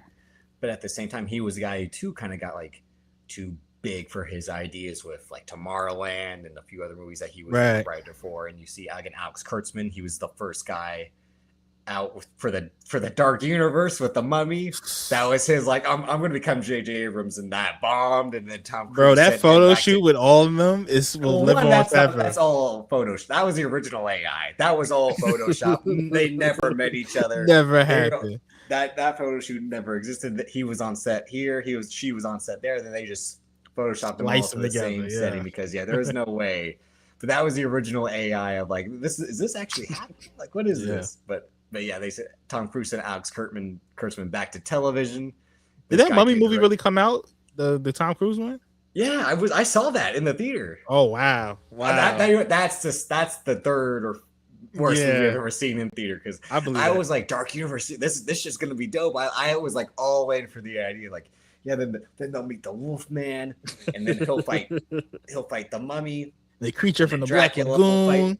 And they picked like and Chris Morgan, who did Fast and Furious, he's gonna help with them. And they're like, yeah, like all the names that they picked, it was just like, it wasn't like the KG Paul Pierce Brooklyn Nets, but it was the KG Paul Pierce Brooklyn Nets of like, yeah, let's get this team together. And then after the games, like, what have we done? Kidd, on the cover, yeah, that was hit me. Oh, they made him on the sideline. Was like, hit me. That was what they were like. Famously at that time, Chris McQuarrie was on the Script Notes podcast, and he talked about there's a movie in theaters right now that is not going to get good reviews, and I was brought in to help it. He was basically talking about The Mummy without saying The Mummy, because there was a young director. He's like, there was a young director, and he's like, I'm brought here to save your movie, and he wouldn't listen to me. Wow. He was basically in as coded ways he could say it. He was without actually saying Tom it. Tom Cruise called me in and said, Chris, this movie's in danger. And he couldn't say, which is why his name is listed as one of the many co-writers on that Mummy movie. But that was one of the examples. Like, you want to hear guys talk about like working on, shitty movies, like, and not being able to say much about it. That was his. Wow. That's crazy. That movie, I didn't even know that movie came out, bro. I just remember seeing the trailer and then nobody ever talking about it again. Oh no, I saw it. I've seen it multiple times because I rewatched it last year, and I wanted to see how bad it was still, because it's one of the things where like Tom Cruise, because all the rumors at the time were like, is he going to go to Marvel? Yeah, he was like the big free agent for everybody. Is he going to go to DC? Yeah. Instead, he picked the Dark Universe. It's like, oh, is he going to play Van Helsing? Is he going to play? And it's like the Mummy, and he's not the Mummy. But at the end, he becomes the Mummy, and it's like, well, what did I just watch then? It was what the fuck is this? Weirdest movie. Meanwhile, this year we had Lee Cronin's The Mummy, which I haven't seen. Yeah, and then they're bringing back Brendan Fraser's The Mummy with the guys. That's coming back. Yeah. So it just proves to show like no one cares about Mummy movies. No, no offense. Maybe the Brendan Fraser one might do something since the nostalgia. Nostalgia. Yeah. As we've seen. And also Radio Silence, those guys who did not the last Scream but the two Screams prior to that. Okay. They did both those Ready or Not films. That could be something. It could be something. They did Abigail, so they're solid directors for what they are. But that could be something. But the J.J. Abrams, like he has to announce something interim, but everyone's like shitting on him for like, oh, he pushed Matt Reeves off his spot because the Batman 2's late. Do you not know that these two fuckers created Felicity? Yeah, that's his man. White guys, created a show about a white woman in New York going to college, and you think he's gonna push his man off the paint? Like Matt Reeves said, like, my movie's not ready. Like, it hasn't been ready for the last 6 fucking years. Right. So go ahead and take the spot, JJ. Like, these guys, JJ Abrams didn't like become priority number one over the fucking Batman? No. At Warner Brothers, who needs all the help they can get right now? Yeah. You think they're just gonna let JJ Abrams stroll in with no credits over the last 6 years and push like you said, Batman 2 off? Matt was probably doing him a solid, like you said. Yeah. Because Matt Reeves, all right. Batman 2 is delayed until 2028. Not to step on what you and X have probably talked about on Black Barrier. Yeah, no, of course. It's 6 fucking years. It's too long, bro. Too long. 2 World Cups have happened since then, man. Too long. Like I always, like everybody's saying on Twitter, 4 Doom projects in the same span. Let's not count the Doom. Let's not count the Doom. I'm counting TV. All right. The main thing is that writer's strike excuse. No, the real writer's strike anymore. Yeah, the real writer's strike fucked up Revenge of the Fallen. Yes. Quantum of Solace. You want to see a writer's strike affect movies? Go watch those movies. Yes. This wasn't a movie that was filming during the right. It was going to potentially take off around the time, which is why Robert Pattinson stacked project after project after project after project. Like a smart man. Yeah. Meanwhile, and all the rumors are like, was Matt Reeves sick or something? That people started to play that up of like maybe he had a health issue and was taking his time. But also, the guy who didn't get writing credit for the first one, Mattson Tomlin, goes on Twitter talking about, I'm writing Batman 2. I'm finally going to get recognition because the stuff I contributed to the first one, I wasn't credited for the WGA. He did that Terminator anime on Netflix. Oh, yeah, year. He did. He also did one other project that was it Project Power, that weird Jamie Foxx. Oh, yeah.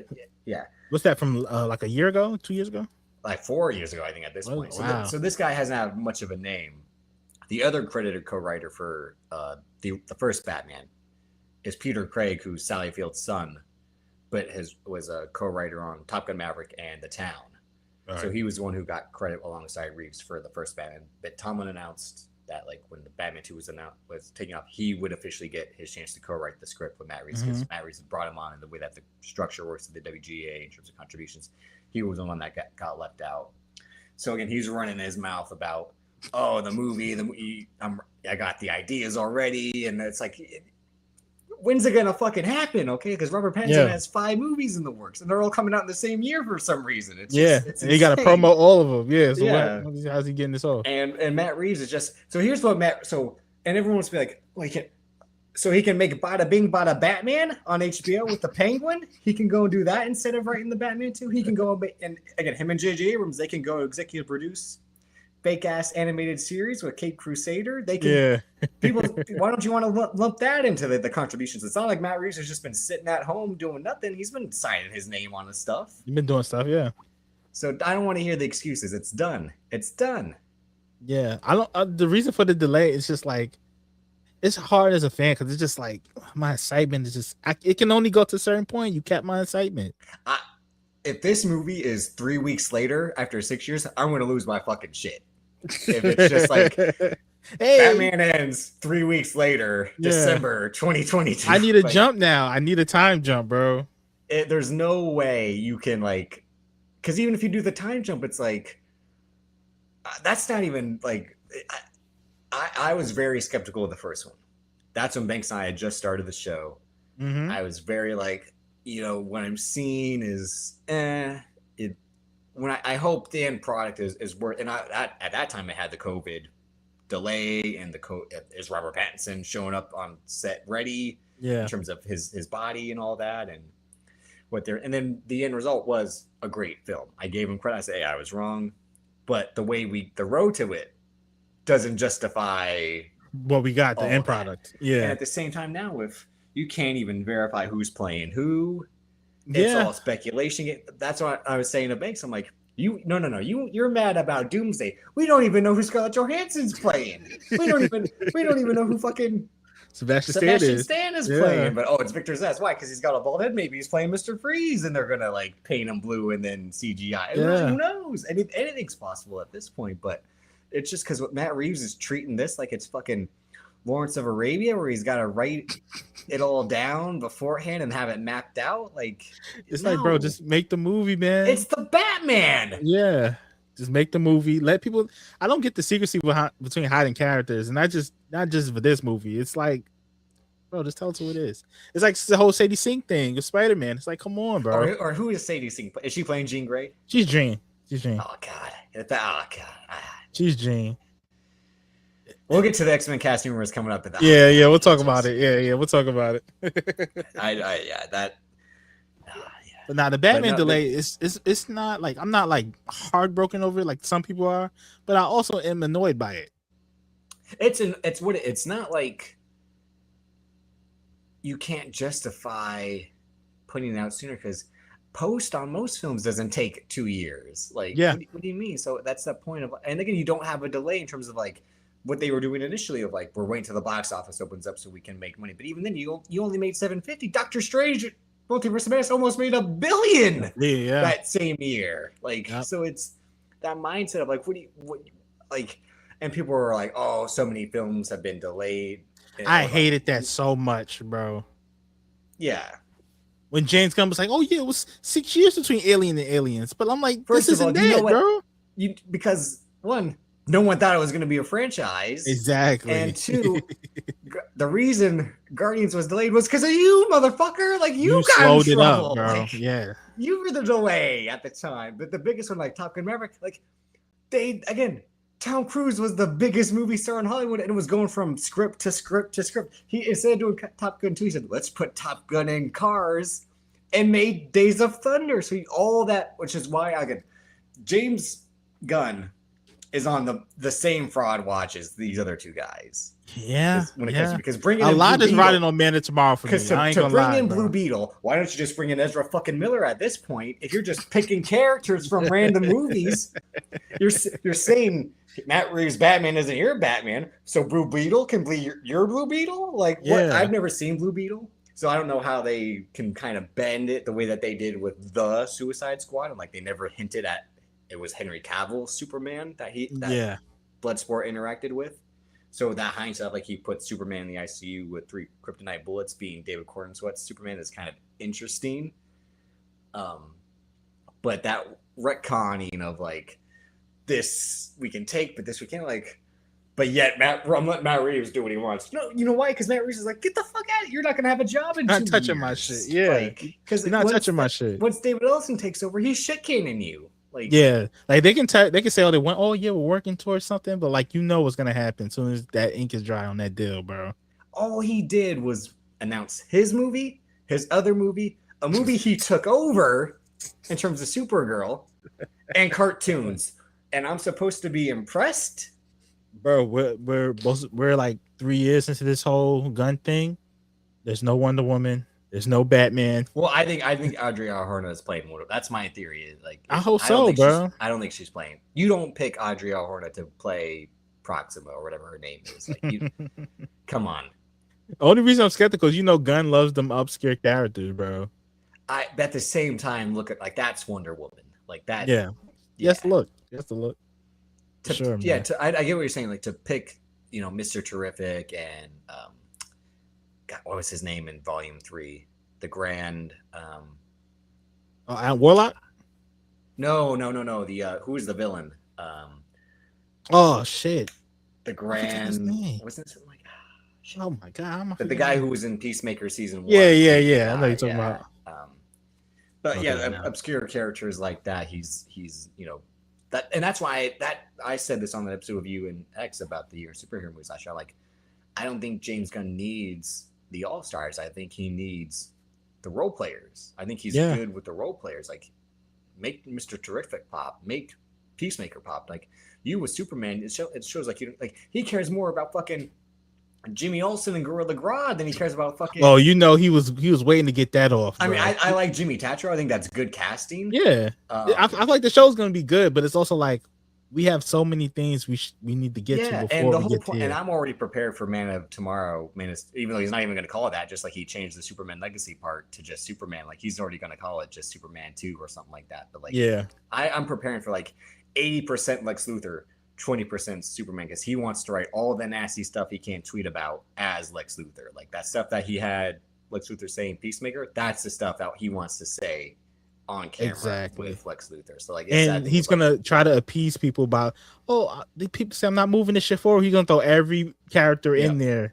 This your Diet Justice League in this movie. Yeah, it's just ridiculous. But Batman 2 being delayed, and now Warner Brothers is like really sweating because this J.J. Abrams movie, which was already kind of like, is this going to resonate? Is this even going to pop? Glenn Powell, is he a star? That's a conversation for another. I'm a fan of his. I like Glenn Powell. I think Glenn Powell. But he can't carry that movie on his own based off how his last 2 movies that he was the headliner and have performed. And what else they have on the docket with, again, Superman. Who knows what they'll have with Ryan Coogler in the future if he goes back to them with his next movie. Because after Black Panther, obviously. Yeah. But at the same time, they're just in this waiting game with James Gunn and now Matt Reeves. And then also the transition with the whole Paramount in limbo because of that, I still think it's going to happen regardless, just because David Ellis, they have it in the pocket. The Ellisons have it in the pocket. Whether, like we were talking about off air, surviving the next 2 years, I still think it's gift wrapped to them no matter what. I think it's just like, no matter what happens, these guys get this, okay? No matter what, this has to happen for these guys. Yeah, I was saying on the Black Variant, I was just like, only reason I feel like a lot of these people are trying to, putting their little pause into it, I think it's so they can get their piece. You know what I mean? Like, what do I get out of this deal? So let's slow it down, and you'll have to probably break off these people with money and whatever to make it all right. But it's gonna happen, unfortunately. And I mean, they're already doing them. I tapped out of House of the Dragon episode 2 of season 2. I didn't even bother with Night of the Seven Kingdoms, even though I heard it's good. It's good. And I'll be honest with you. House of the Dragon season 2, trash. Season 3 so far, some of the best shit they've ever done in Game of Thrones. And but they made. I don't know if you want to go through that season 2 to get there though. They made the stupidest decision of all time, which is: do you like Harry Potter? Would you like to see it retold? Bro, I would never understand that decision, bro. Like, it just created more problems with that. And they went from, we're not going to do one book per movie. We are, I mean, one book per season. Yes, we are going to do one book per season, but there's going to be a 2-year delay between them. So those kids are going to go from this to this, just like in the movies. It's like, bro, those kids are, bro, there's no way, with the way movies and shit and series work now, there's no way you keep these kids for another 10 to 15 years doing this shit, bro. It's just ridiculous at this point. I mean, delay. I understand time takes stuff and effects and all of that, but at the same time, you have to know if it's kids, they're gonna hit growth spurts. You can't slow down puberty, no matter. Exactly. What. Look at Stranger Things. I didn't want to. That's why I tapped out at the beginning of season 2. Tap outs. But all those kids are old as fuck by the time they was doing that, man. Yeah, but it is Stranger Things centric. So you had mentioned Sadie Sink is playing Jean Grey. Yeah. And this past week, someone just said Adam Driver's playing Magneto. No, he's playing Mr. Sinister. Then Bill Skarsgård's playing Professor X. Then they said Charles Melton is playing Hank McCoy, a.k.a. Beast. And then the weirdest one was Cooper Hoffman as Cyclops, Scott Steiner. That was shit on so bad for that, bro. I was like, in what universe?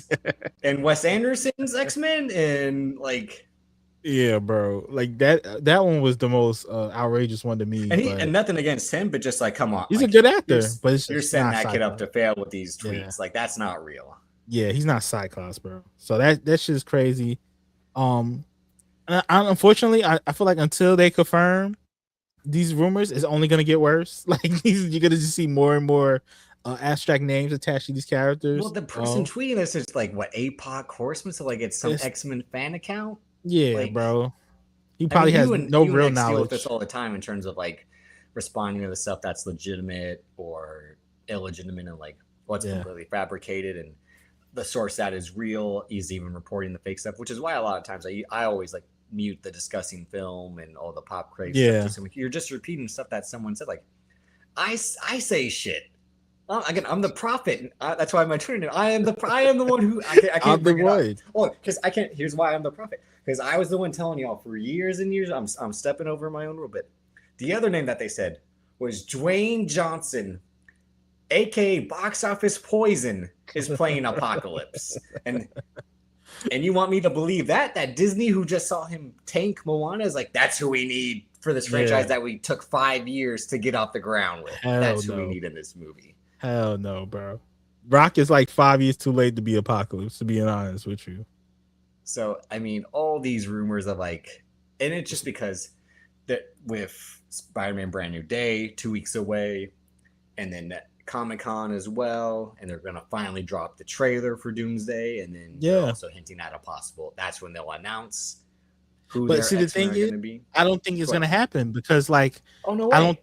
I don't think they're gonna do it before this whole Sadie Sink reveal in Spider-Man a week later. You know what I mean? Because they've been holding that so tight, like that she's Jean Grey. So as I was telling Banks, and he wouldn't want to listen, I'm like, the reason we don't know Doomsday is because there's a movie coming out. Yeah, that movie has an end credit scene. What do you think that end credit scene is gonna be? Exactly, bro. They gotta feed us something at the end of Doomsday. You know what I mean? Yeah. No, I mean after Spider-Man, Spider-Man. Yeah, exactly. The way that they would set up, like I said, the example is like when you saw the first Avenger, the credits end. He wakes up in modern day New York, and then the second teaser is the fucking Avengers trailer where it's like they're all together finally. And I was like, holy fucking shit, they're doing it! Like, and then they're not gonna use. There probably might be one Brand New Day end credit scene where it is very like tongue in cheek, but even then, I don't think that's Daniel Cretton's kind of. Oh, I mean, not say he did tease a 10 Rings TV show that never got off the ground. Never heard of again. Yeah, that's the whole thing about this. You want to talk about delays? Poor Simu Liu, but not really, because so and so as a person, good, decent actor, but like Decent actor, yeah. Shang-Chi, remember him? Like They were saying that's gonna be the next big franchise, and I enjoyed the movie. You take Aquafina out of it, it's a great movie. It's a great movie. Yeah, but the whole point of like these casting rumors is like Adam Driver, okay, just because he takes bags every now and then, like this is gonna be the bag he takes. Yeah, exactly. No, like literally, like because he did that 65 movie where he was the guy from the future in the prehistoric times. Like, he'll get a bag. He'll do 3 to 4 indie movies and then be like, I need to get paid. All right, like I got kids. It's the Jake Gyllenhaal method. I call it. It's the Gyllenhaal. Except Jake Gyllenhaal was always trying to chase big movies to be like, I'm a famous guy. I'm a star. Like you know me. Exactly. I'm Jake fucking Gyllenhaal, all right? Like, but and I'll do weird. I'll get super skinny and then get insanely fucking jacked and be scruffy. Yeah, but and then the Bill Skarsgård thing, which like, okay, I can semi believe that. But Charles Melton as Beast, like, this is a handsome, good-looking guy. Unless he wants the Bradley Cooper easy check of like, I just show up in a voice studio and record my lines instead of being on set.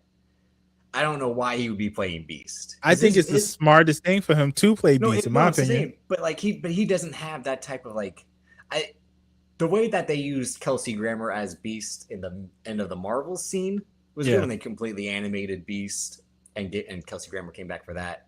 Yeah, because I do believe that Beast needs that type of like sophisticated, old timey voice. Like Charles Melton, like he talks like a young guy still. I don't think he could. His Beast wouldn't seem as realistic. But I think they're going. I think they're going for the younger version of the team. So rumors I heard X-Men Evolution. Kind of where like when the X-Men first appeared in the comics, it was only Jean, Cyclops, Beast, Iceman, and Angel. An Angel, yeah. So that's what I heard that they're gonna do with this first movie, where it's just them. So that would make sense. In 2021, I did this. Okay. I did a dream casting of X-Men at the time. So Charles Xavier, I couldn't figure out. I picked. It's a hard role, bro. I picked the late Lance Reddick as Magneto because I did like that idea that people had at the time with like race and religion swapping Magneto. That kind of people had always had like maybe like Rwandan genocide, something, you know, the apartheid era type of stuff going on of Africa, or maybe just something that wasn't, you know, if we're trying to adapt it into the MCU world, this guy being from, you know, the time of World War II and all that, like, would he still exist now? As we see, when they're bringing back Ian McKellen, the guy's barely 90 years old. Right. I picked the obvious Jacob Elordi as Scott Summers, Zoe Deutsch as Jean Grey. I'm not mad at that. That's actually Alden Ehrenreich is Wolverine, because when you see Alden Ehrenreich, and like he has kind of like that rugged look. He's not super tall, but he is kind of stocky in like a fit way. Yeah, I can see where you were headed with that. Wrong choice for Han Solo, but good. Like he could kind of be more of an asshole, I think. Like like how he should have been as Han Solo, kind of, instead of like the sweetness that they try to have him be back and forth. And him versus Jacob Elordi is a good contrast. You know what I mean? Exactly. I can see that. The woman who I had playing Storm, she was the actress that was in the second Coming to America, I believe. She was playing the love interest of Jermaine Fowler. Okay. Super gorgeous, but like I don't think she's been in anything since that. Leanne Cunningham, aka Davos Seaworth, is Beast. I'd say that type of voice for Beast, I think, would have worked. Okay. Of like, oh, Charles, you know what you like, playing up to that. I had Kelvin Harrison Jr. as Iceman. Great actor. I think he played that well. And if you wanted to do something again where like, is Iceman gay? You know, is he leaning into like the LGBTQ side of the X-Men? That character I think has always kind of fluctuated, right? Right. Sure. Taylor Russell as Kitty Pryde. Okay. Like another young up and coming actress at that time. I want to see her in a franchise period. I feel like.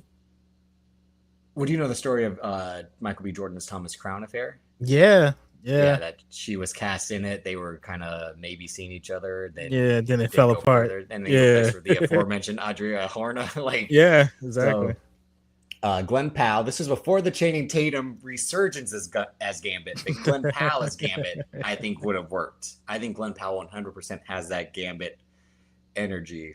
But I'm glad we do. I'm glad now we got Channing Tatum's Gambit. It was one of my highlights of It's 2024 funny at as the shit. movies. It's funny as Well, hell, bro. oh, I made a little baby coming out of there. Angel, Tom Glengarney. Speaking of House of the Okay. Dragon, that Yeah. I thought of him more. This was when he was in Dunkirk. He was one of the guys on the boat with Barry Keoghan. Okay. He has that type of angel look to him. I couldn't figure out who would play Havoc or Jubilee. Margaret Qualley as Rogue. I think I'm still perfect with that casting.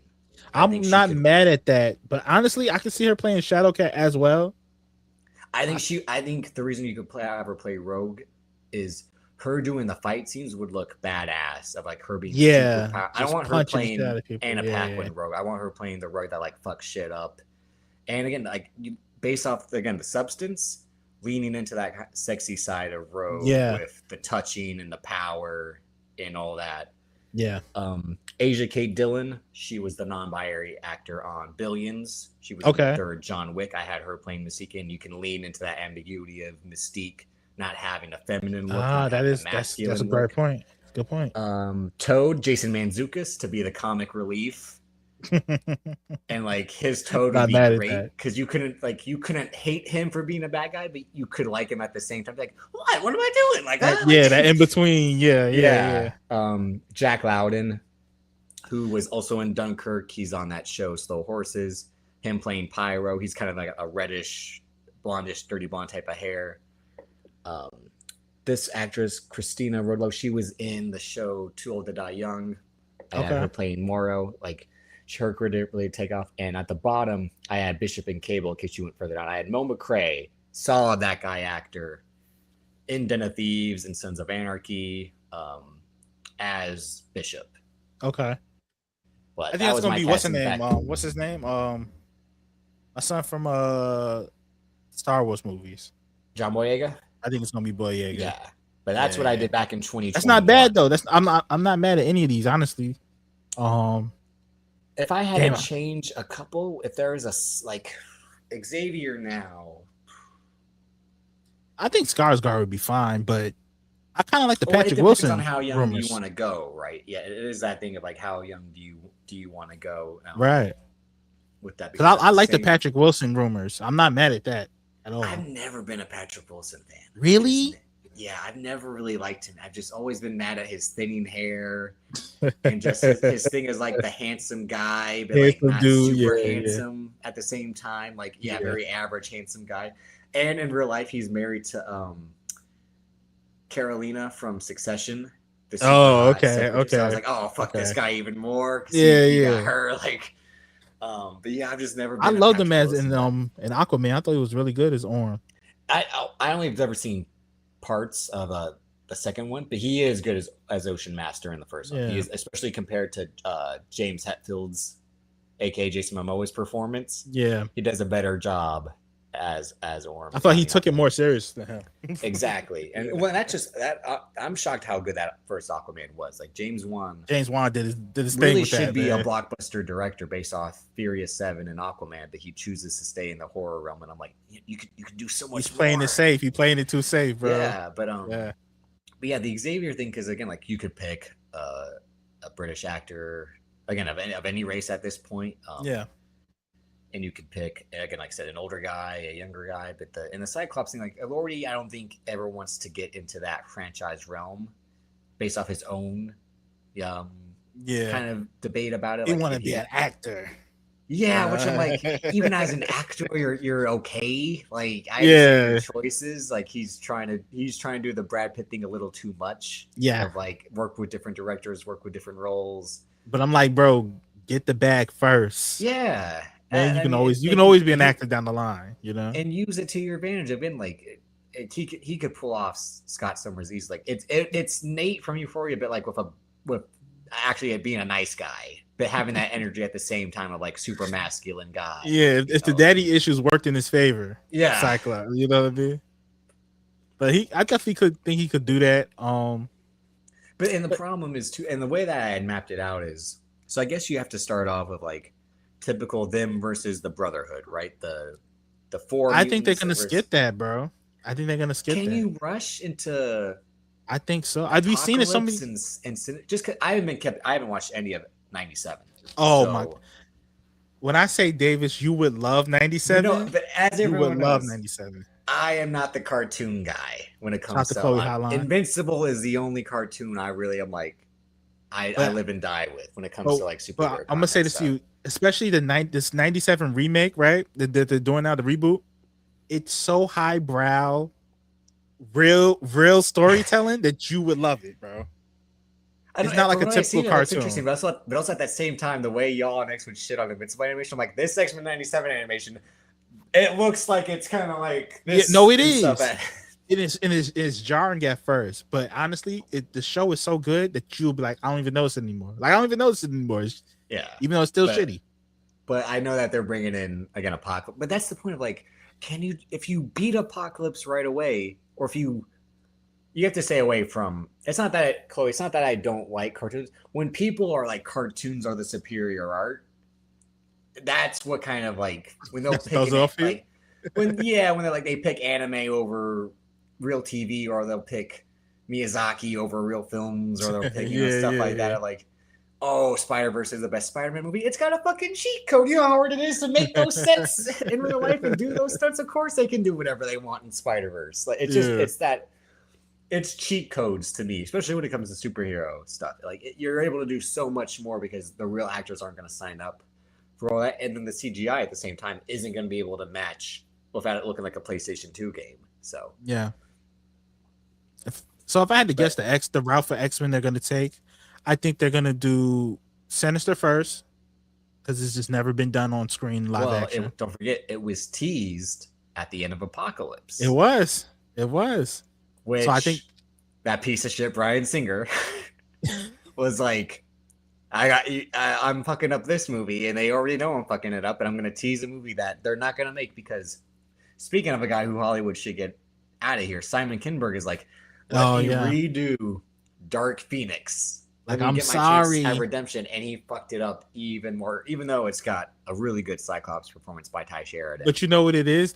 I don't know why they would do the Skrulls, knowing they couldn't use the Skrulls, bro. That's a Skrull storyline. It's like, well, and it's the biggest like someone had shit in on like the suit, like, oh, that's why they can't wear those big yellow X suits. Like, those suits look decent when they were actually put deep. They never wear the suits in the X-Men movies. That's the problem. Yeah. Like, the end of Apocalypse, it's Cyclops with the blue and yellow. It's Nightcrawler with the red and black. It's Jean Grey, and Bryan Singer is like, end of the movie, it's done. Nope, you're not going to see these suits. Nope. It was just a tease, just like in the end of the 2017 Power Rangers movie. 20 minutes left. They finally Mighty Morph, and I was like, what have the last 90 minutes been? Oh my god! I just watched them be fucking CW TV for 90 minutes, and then you're like, it's morphin time. I'm like, that's how the TV show. I didn't want to watch you do that. Like, I wanted to see the suits in action. Yeah, bro. Yeah. But for the way that they've been doing X-Men, and I mean, I understand the like wait and see. Like, we've had all these other factors played and out in terms of the MCU, like Kevin Feige not rushing. As we saw the way that Fantastic Four turned out, was that the right way to do Fantastic Four? Even though I only think they did Fantastic Four to set up Doom.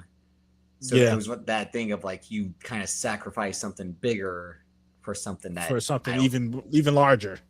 Well, in a sense of like scale wise, but like audience wise, or like critical wise, and that's what hurt Fantastic Four. Yeah.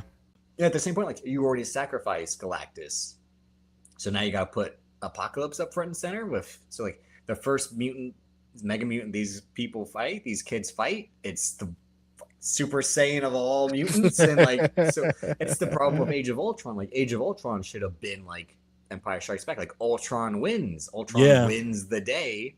Instead they neutered Ultron, and it's like, oh, but because their bigger idea was Civil War. Yeah, it's that same flawed mindset of like, which is my problem with wrestling. Like you're booking Sami Zayn as champ, but you know CM Punk wants the title behind the scenes, and you actually want CM Punk and Cody Rhodes to happen. And so then, what's Sami Zayn doing? Exactly. Like, you screw Sammy.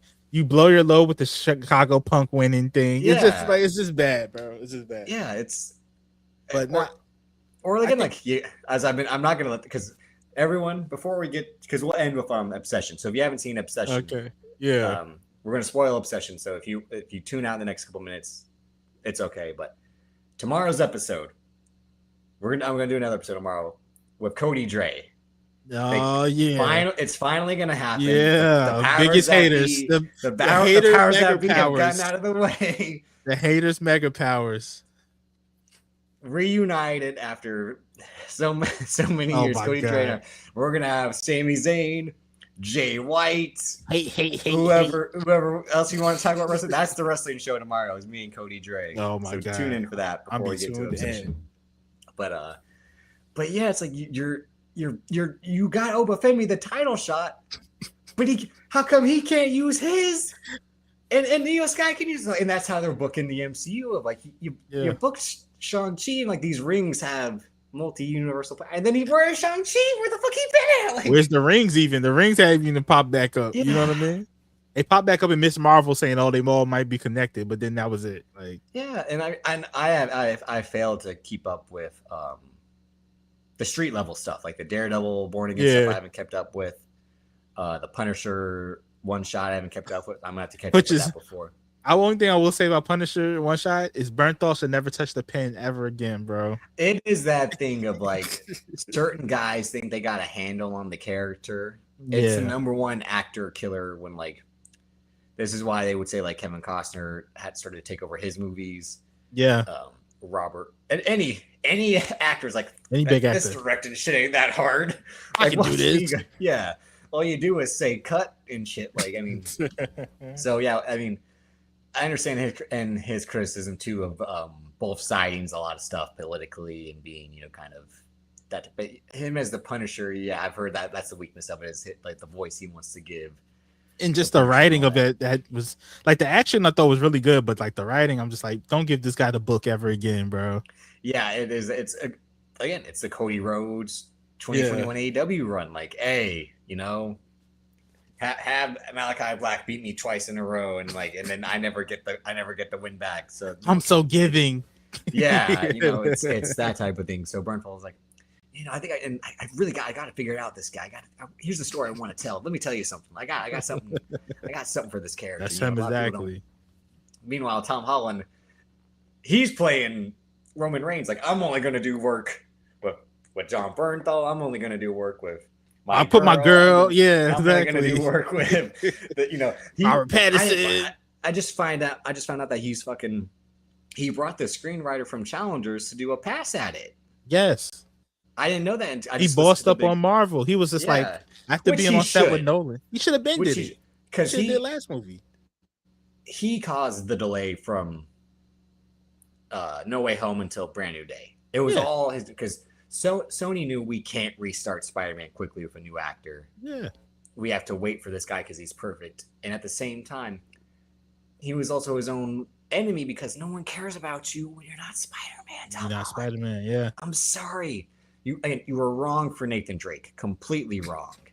Even though I don't think that movie's terrible. That movie's okay. It's a bad movie. I've only seen it the one time, but he was just not Nathan Drake. And as you can tell, like Ruben Fleischer got bullied into making that movie. Oh yeah, as his buy one get one. Yeah. No, he did.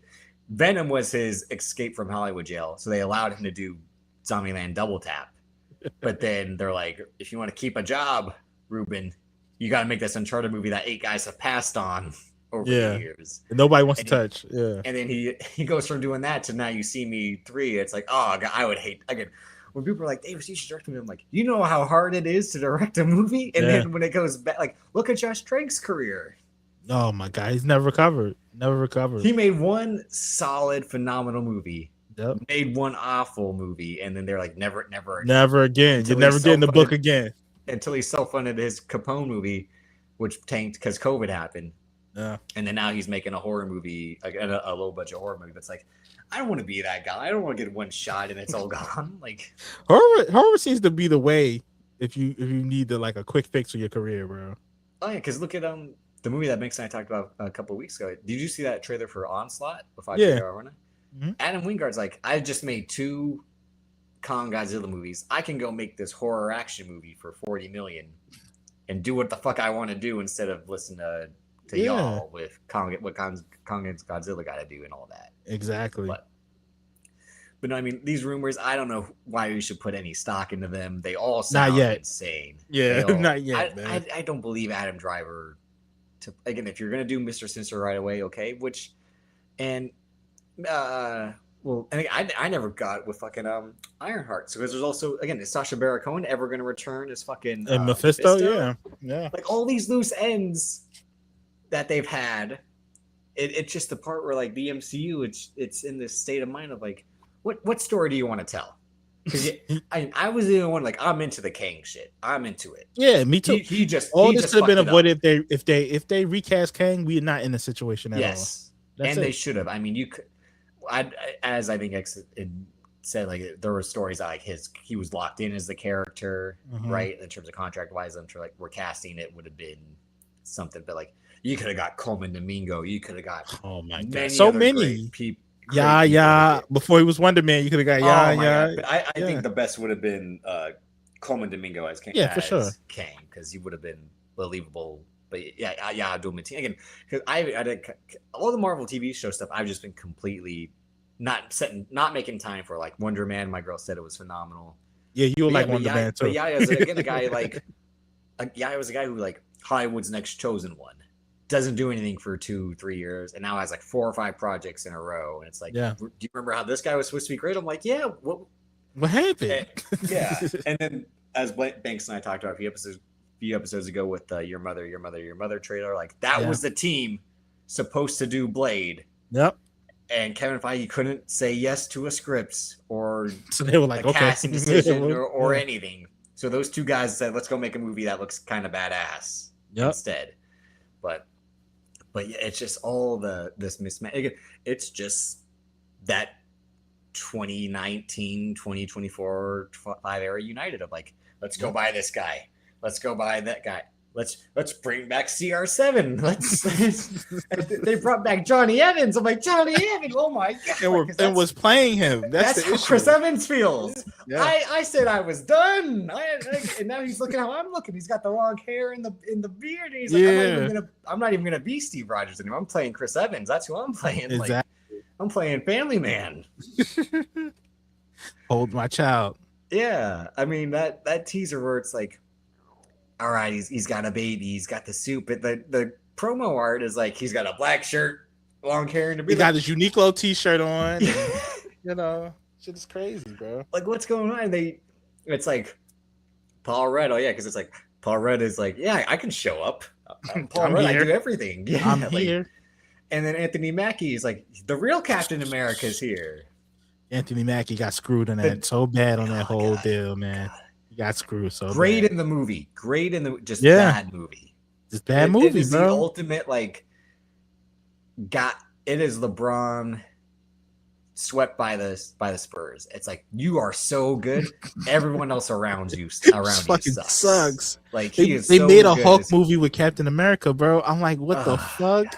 I mean, Danny Ramirez is good in it too. He just doesn't have much to do. Even what's the guy playing Isaiah Bradley? Carl Lumbly. Yeah, Carl. He's fucking amazing too. But outside of that, the part of like he was supposed to be in the third act fighting alongside him or something like that. Like those set foot, like that way that movie got, and the Seth Rollins of it all, and the way that's stitched in and out. Yeah, that's the movie. He caught a really bad case with that, man. And even Julius Ona's directing style at times, like this is kind of some good filmmaking, and then it'd be like the worst edit or cut, and you'd be like, oh my god, what's going on here? The Giancarlo Esposito's in 2 minutes of the movie. Oh, and you can tell that it was on the green screen for that second 2 minutes. Like, it's just everything going. I mean, Thunderbolts I enjoyed. They picked the right people in terms of like bringing those characters back, giving them something to do.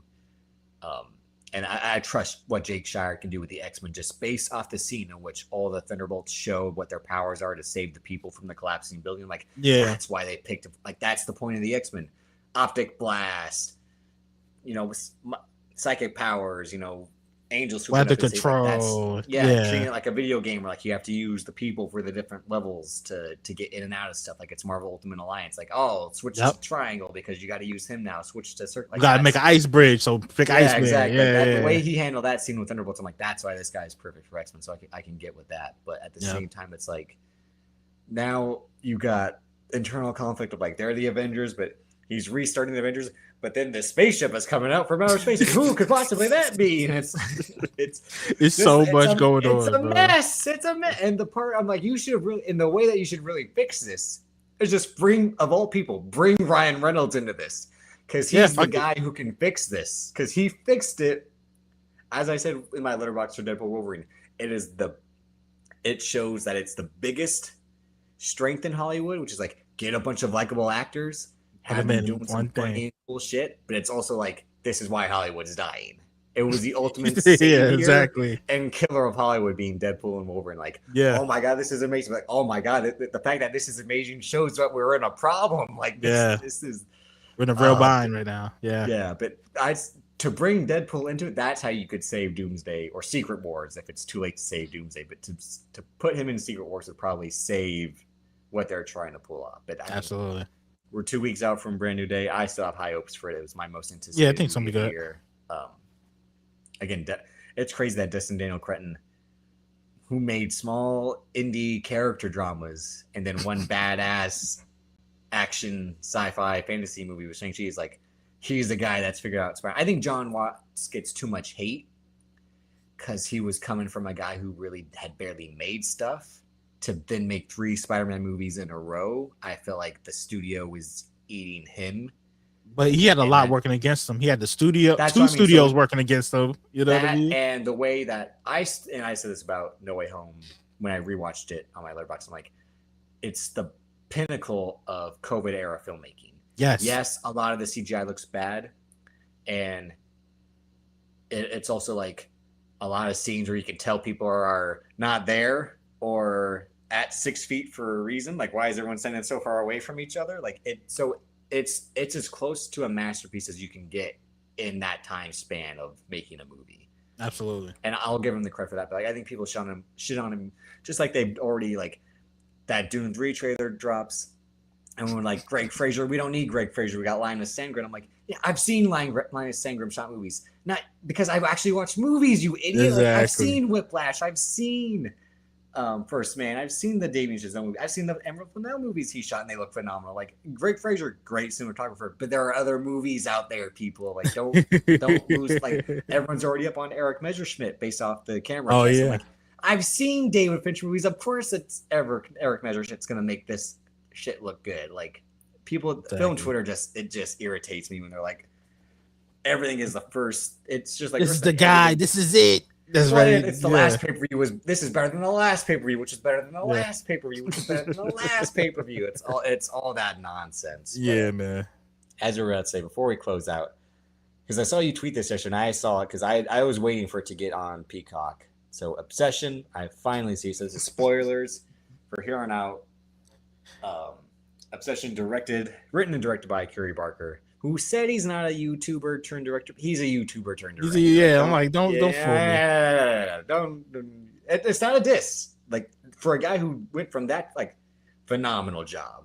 This is the ultimate like straight from high school to the pros leap. You didn't stumble, nothing like that. But even coming off that Ireland movie, it's like YouTubers to the I didn't waste my time with that because I was never into like the Markiplier. Anytime I saw him or like the same people on YouTube trends over and over again, the YouTube spotlight, I would just like mute, block. Yeah, get like I'm this not out watching of here. Schmoz or the Rhett and Link. Like nope. I'm not watching this. Your content's not for me. Nope. But YouTuber into Major League, it's a real thing, man. But Obsession is. I think it's a really good horror movie. I just think, what's her name? Indy Neverett? Yeah. I think she's a fucking star. I think she's out of here, bro.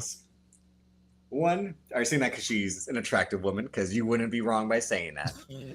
Because let's not forget, this is always my number one thing when people see a woman and like she's a star. She's It's a Julia star, Fox. baby.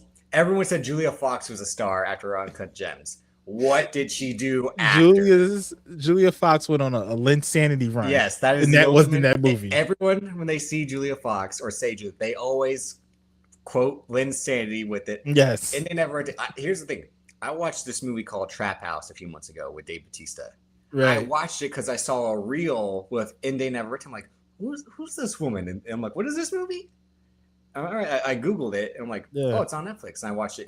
It's a bad movie with a great premise. It's one of those things where like if they had money, they could have executed it better. Right. But she's in this movie and I watched it based off her looking good in this movie. So I'm like, again, like that's what I had said with Banks a while back. I'm like, that's old school star appeal. That's who's in this movie? James Mansfield, or who's in this movie? Marilyn Monroe, you say? Oh, I'll go see that movie. Like that's what she had for this movie. That old school star system of you put someone attractive on the poster. She just also happens to have the actual talent to go with the look, and that's what this movie showcases. But after I watched it, I'm like, this movie really is about having terrible friends. Oh yeah, from the beginning. I mean, I had seen brief spoilers in terms of, and they weren't even spoilers, but I had seen someone tweet like, how did his buddy get with her?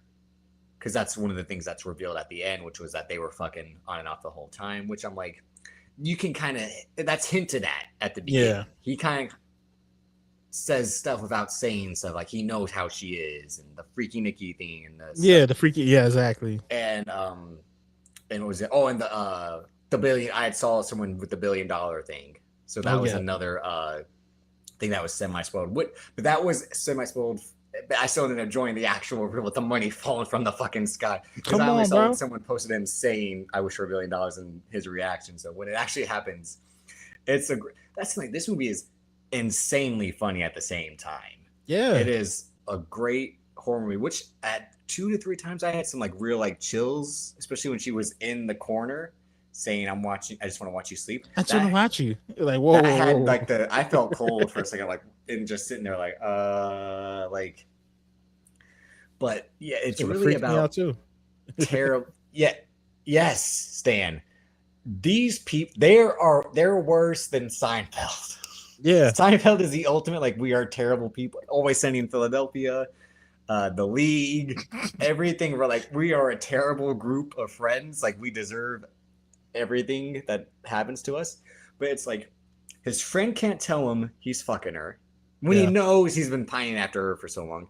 His other friend, who's into him, in the classic 80s trope way of like, the second best looking girl in the movie is into our protagonist. Yeah, and he doesn't know it. Yeah, he doesn't he can't see it at all, man. He is too blind to this other. Which, granted, it's like a 9.5 to a 8.5. So not a steep drop, but at the same time, like this girl's a looker. As I'm bringing back a looker, like she's a looker. Yeah, we got to bring back the old terms. Yeah.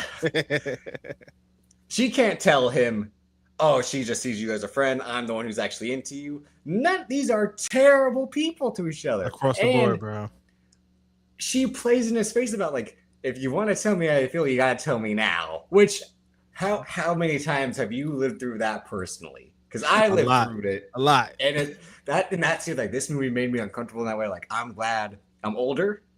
Right. I'm glad I'm in a relationship. Yeah. I'm glad I'm never going to go back to that style. Because these people are supposed to be 23-ish or so. Yeah. 24. Because she's trying to get in art school. Yeah. But high school's already passed. But they're not talking about college. Because they're all working.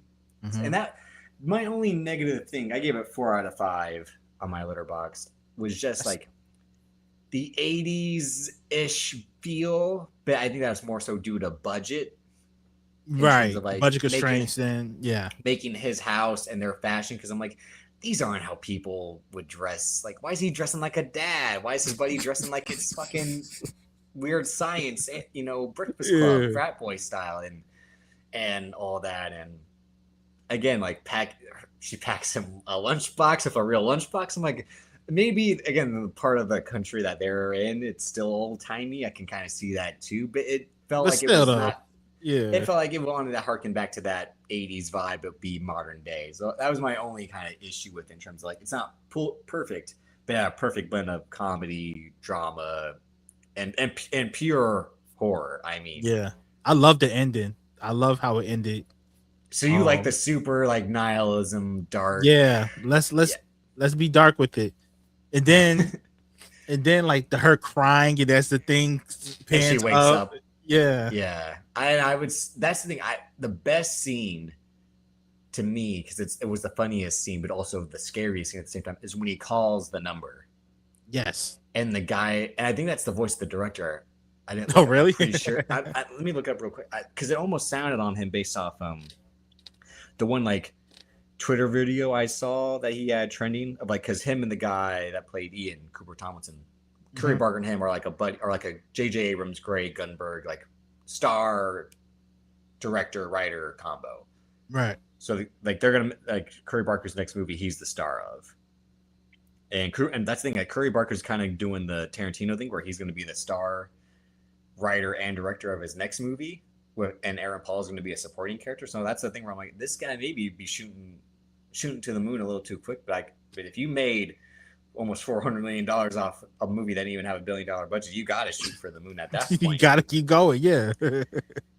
Because Stop at Tarantino that went point. from I won an Oscar for Pulp Fiction to I'm the star of From Dusk Till Dawn, and no Put one's going me to in tell it. me otherwise. Yeah, exactly. Um, That's the funniest thing about Tarantino. He's such a bad actor. Such a great Oh, guy. horrendous! Yeah, yeah. Curry Barker was the voice of the customer service guy. So yeah, when he Okay. calls, but that's a great.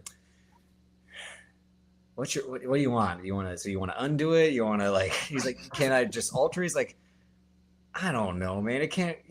It doesn't work like that. It made it feel like. And then the scene when he has with the guy back at the shop, who's like, "You're coming in with the wrong energy, pal. Yeah. You gotta slow this down." But that's the Like, comedic element that I think that that's makes what the I'm saying. horror You work. could. Yeah. That's why I'm like, you can't say you're not a YouTuber when this is perfect YouTube skit energy that you're Exactly. capturing. Like, Exactly. and just, but at the same time, he was smart with long, lingering takes, not a lot of camera cutting, a lot of just like letting the unease of like the actors doing all the work with their faces and And letting it play out, bro. and the I think that's one of the best score. things. Yeah. The whole time you just were like, if I was in his shoes, when would I have made a wish so ludicrous?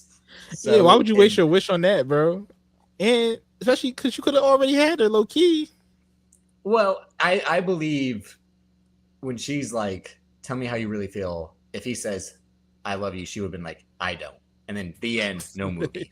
And Straight up, that's full the credits. vibe. That's the vibe it gives off right away. Yeah. Is that he pissed her off with the freaking Nikki thing, and she's already like, "Listen, if you think you got a future in me, I'm going to tell you right now, you don't." Right. But then he makes the wish, and then That's where it starts. scary I like cut how it to her starts just immediately. right there on the port. And that's the other part of like the way that the wish works, where like the whole time they are hinting that like she's fighting herself the whole time. So when he hears her voice when he calls the customer rep, like her screaming, and then when she talks to him in her sleep that night of like, just kill me, free me, let me go. It's like, oh, so the way that the wish works again is to the effect of like she does love him, but it's only because the wish is forcing her to, which is what he asked. Like, does she really? He's like, you got what you wanted, man. You got what you wished for. Like, what are you Yeah. complaining about? Like, How you feel about the cat theory? so what is the cat theory? Cat theory is that the actual. I was trying to think of something where the cat starts off with the cat overdosing, which Yeah. I'm like, how did the cat get the pills Yeah. right That's away? not, yeah. Right away. That's a good point. And then he puts the cat in a bag, which that's bad on him. To like, why not just bury it or throw it out in the trash right away? Again, movie logic. It's one of those things where you gotta just put it out of your mind. But like, so when she puts the memorial for it out, and he's like shocked and awed about it, like this isn't wrong. And then when she finally feeds it to him, it's again like, you could have solved this easily by just Early on. throwing it in the dumpster Throw it or away. burying it. Be So normal. what is the theory? I didn't mean to, but The that's theory my is point. Like, the way basically- that the cat lingers around is kind of like a ish red herring kind of sorts. Yeah, but the thing is, the cat theory is basically that the spirit that possesses Nikki is the dead cat. and the cat's love is, something that loves him just yeah, as much. If they had shown him loving the cat prior to that, that maybe, would have made a lot yeah, of sense. It's one of those things where like, but he is deeply upset when the cat passes. yeah, But I think that's because he's already alluded to his grandmother passing, and right, it's just right, like and the connection something is between that, yeah. something's always happening around him, and so it's not a bad theory, especially for the I way thought it that was some horror. interesting. I just thought it was interesting that when he Yeah, was mentioning it it. would make sense. I think Curry Barker would be like, that's a good one, but no. Like how Right. most directors do when they hear theories, like, I like that, but Yeah, no, not at all. The cat symbolizes it, but it's no. But yeah, that's not bad. But the way and I gotta look it up too because I was confused. Where that was Sarah supposed to be Ian's sister at the same time? Because that confused me that's when what she I says thought. because she says dad to Andy Richter, Right. who's their boss, but I don't think he calls him dad. But they go to his house for the party, and he says, I won't tell Sarah to come, even though it's boys' night. Would that be just because it's boys' night, she would come anyway? Or she lives upstairs, of course she's going to come down. Could So come that, down. Yeah. That's yeah, what I that was was, thinking too. and again, and these aren't just like, oh, it took me out of the movie, or it's just one of No, those this things is like, just couldn't little he thing. just tell his buddy, like, my sister's into you, and you see, like, she's into you? Like, that type, and I'm into the girl that you're into. It's, again, That goes back to the bad friend group. yeah, Yeah. terrible friend group. It's one of those ultimate things. Like, see, this is why I'm already someone like you shouldn't have that many friends because stuff like that will happen. But like even Yeah. or if you're good, but it's my number one theory of like never be friends with someone you're attracted to. Never Yeah. ever be friends. Never put. Yeah. I got that like I put that in my mindset early. I'm like I'm never gonna be friends with or force myself to be friends with because in the off Yeah. chance one day you come around. So that was always in the back of my mind. I was like, when I was single, I'm like, no, like, yeah, we can be friends. And then I hope one day Yeah, playing the long you, game. you're going to look Yeah. at and see me. I've been there. It's been all along. It has been you. Yeah, like, Exactly. no, Then you end up in situations like this.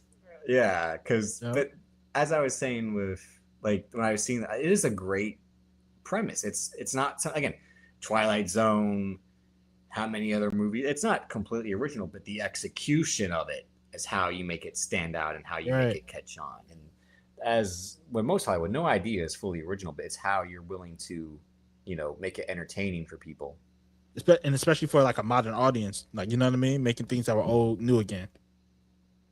yeah a lot of the freakiest moment the cat sandwich was disturbing but I would say I thought like I said, her just watching them sleep was just weird to me. that was like, that gave me actual chills. Runner up would be the tape on the door. That was weird too. But that was a great like he actually is able to open it. Or you could just stay here.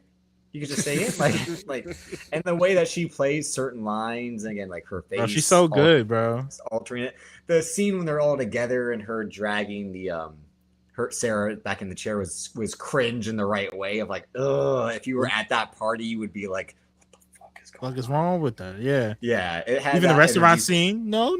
Yeah, which everyone's always dreaded of like, I don't want to cause a scene in public. So when you've seen other people cause a scene in public, you're like, oh, fuck, why does this have to happen when I'm out? Yeah. Which again, like that energy of like, what kind of era are we in? Even though the letter clearly says 2024 when she's accepted into college. But no, I thought it was it's my number one on my letterbox for 2026. It beat Project Hail Mary, which had the lead right now, but I'm behind on like 6 movies I need to catch up on that I'm interested in. Right. But it's got the number one spot. It's up there. It's definitely going to be up there towards everybody's end of year list. It's that good.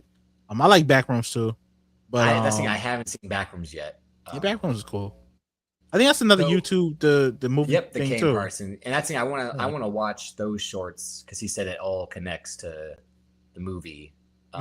Kane Parsons is the real like this guy's fucking a kid. He's the real Spielberg in terms of like, and same thing with Curry Barker. Curry Barker's only like 24, and Curry Barker's next project after this movie that he's starring in is he's gonna reboot for the 400th time Texas Chainsaw Massacre. For He was the one that A24, right? Or is it like Yep. Yeah, yep. him and well, it was a combination of A24 and Glenn Powell's production company won the rights Okay. in a weird way where Curry Barker got the film rights and Glenn Powell and A24 I think got the TV rights. It's a stupid thing where they're trying to like split it up. Well, yeah, and how what happened with the Crystal Lake show that Linda Cardellini's in, where like they can use Crystal Lake, but they can't use Jason because film rights Jason, everything else up for grabs, which is why they're trying to do like what Netflix did with that Nurse Ratched show. Yeah, that's what they're trying to do with this Crystal Lake show of like the woman behind the madness and all that is the responsible part, which. When stuff gets melted all that sorts of way, we talked about Morbius earlier. I was not interested in like the Sinister Six without the main guy. You want to see involved. It's like I don't want to see Spider-Man without these guys. Like, I mean, I watched Kraven the Hunter, and I'm like, what a waste of time this was. I still think, man, why wasn't Russell Crowe Kraven if you were gonna do it, bro? Speaking of guys who showed up to act, he was the bro. He's going crazy. You will have the enemy. I can. Russell Crowe. I'll say this about Russell Crowe. He lives the life. He just he can be in. He's in that same way as Samuel Jackson. He can show up in any big movie. He can show up in any Redbox movie.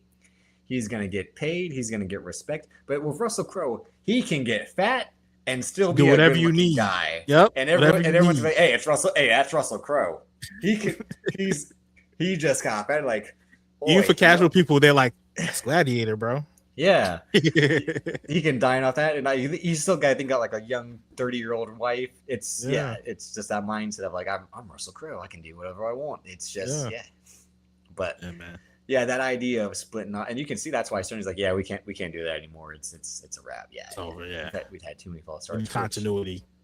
That's why I'm down on the Clayface movie. I'm like, this looks hard. I mean, my thing is like I have no problem doing a Clayface. I'm just like, why now? Why not try to establish Batman? James Gunn. That's the movie James Gunn would want to make. Yeah, but he can't make it. Like I've been saying, like he picked the projects he would want to make, but at the same time, he can't be on set for 6 different films. Yeah. So he wants to shepherd them, but he only picked 2 movies. That was it. He picked, and one of them was his own.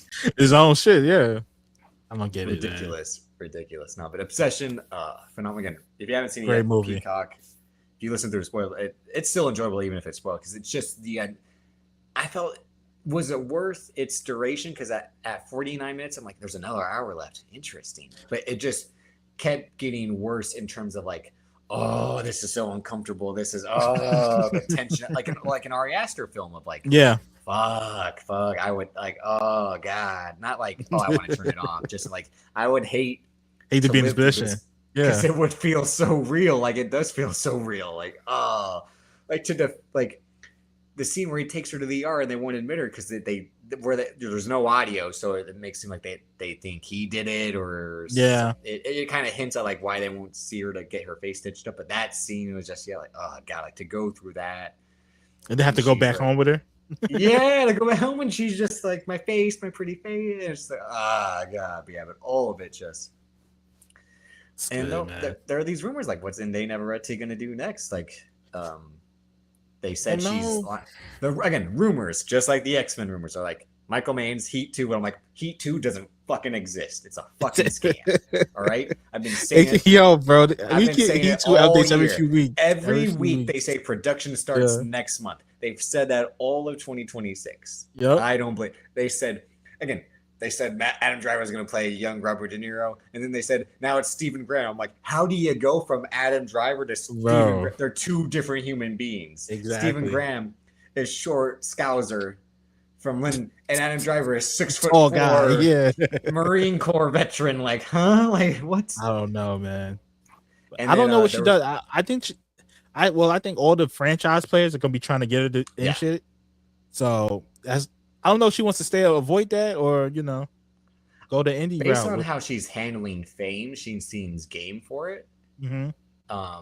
And it's almost in that spot because I didn't watch that Superman and Lois show, but she was on that show. Yeah. So it's like she kind of they might have picked her up at the right time, just like Hollywood was picking up Timothy Chalamet. Right. Where like he was semi mid-20s, and you're like, oh, I might have seen him before. He's got this good looking young guy. I can see him in the next thing. So like, what's going to be her Dune? What's going to be her? Yeah, because her Wonka. It's part of the X-Men rumors. I've heard her as part of the X-Men rumors too. So that's like, if she was like Jubilee or Kitty Pryde or something again that didn't warrant. Again, she was Rogue. I mean, she seems more so. I mean, they've always talked about. I think was that Emerald Fennell room. I think she said she turned down Santana. She could maybe be a good Santana. Right. For the DCU. Oh, she could be Zatanna. Yeah. I could see that. Yeah. But yeah, like I mean, much like other people, like as soon as they blow up, it's like, well, what are the projects? Just that we'll just bring them to you. I mean, because most importantly, she has the online cachet, which is what they're trying to go for people to get movies greenlit. It's like, it doesn't matter if the box office is saying it. People will go see it just for her. If they're seeing it because people are following online, or if you got a certain, appeal outside of the actual movie itself, because that's what, to a success, but as people alluded to when we lost the Oscar, his detriment, what Chalamet was trying to do with like win the internet, win the actual film circle of like bridging the two together. And I don't think that hurt him. I think people just finally realized, even though I haven't seen Marty Supreme yet, I know it's been so, but Michael B. Jordan that was the best performance he'll ever give, and he deserved that Oscar, as I was saying the whole time. And Timothy gonna be up for 1 million of them. He'll probably be up for Dune 3. I'm trying to avoid that Dune 3 trailer. I see the Odyssey tomorrow, so I'll probably see it then. But hey man, he going all out. He took that Oscar loss personally, bro. I ain't gonna lie. I think he takes everything personally though, because I think he knows like, hey, I'm like, if it's not, I think he knows he's better than Tom Holland. No offense to Tom Holland, because I think we all know Tom Holland's a one-trick pony, and that pony is Spider-Man. Yeah, Timothy Chalamet is like, I'm doing it all. I'm doing this. The only thing he can't do is gain weight. That's the only thing. That's it. This is the only thing, bro. So if he ever had to get buff, man, good luck, bro. But I don't see it. Oh, here we'll end real quick because I wanted going back to the World Cup and like, so who are you actually rooting for in the World Cup 2026? In the World Cup, I like France. You've been a Spain fan.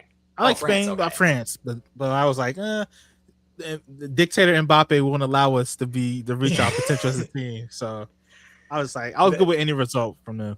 Because I would say as of right now, again, anytime a major tournament comes around, I'll root for England. So like England's high on my favorite team rankings, but the spot that you're in with the Knicks just won a title. Yeah. The Liberty won a title before that. Yep. France had a good run. Yep. So how are you feeling about your favorite sports teams? Where do you rank? Obviously, the Knicks are number one. How do you rank your favorite sports? The Knicks are always going to be number one in my heart. You know what I mean? Really? No matter, even through the bad years, they were still one. Always number one. Always and forever, bro. Because I always tell people the Knicks are the great unifier. You're like, you may be a Yankee fan, you might be a Mets fan, you might be a Giant. I bet you fight her in the other way of like Paisans and Puerto Ricans and those over there. We all get together. You know what? No, they bring us together, bro. Like the Knicks bring New York together, man. But Knicks, Yankees. So the Yankees at 2. Yeah, Yankees, Liberty. But don't you think the Yankees at this point, in the Judge Boone era, is it time to blow it up? Oh, it's been time for the years. I've been saying that. Like, the Yankees won't do anything until Boone and Cashman are gone. That's it. But you got to know Aaron Judge is also the problem. Oh yeah. He's not the leader they want him to be. You know what I mean? But also, like, I'm a Bryce Harper guy. I love Bryce. I love Bryce. But Bryce Harper will at least produce in bigger moments than Mike Trout. Yeah. Than Aaron Judge. And a whole bunch of like, for as up and down and as fucking crazy and out there as he is as a person.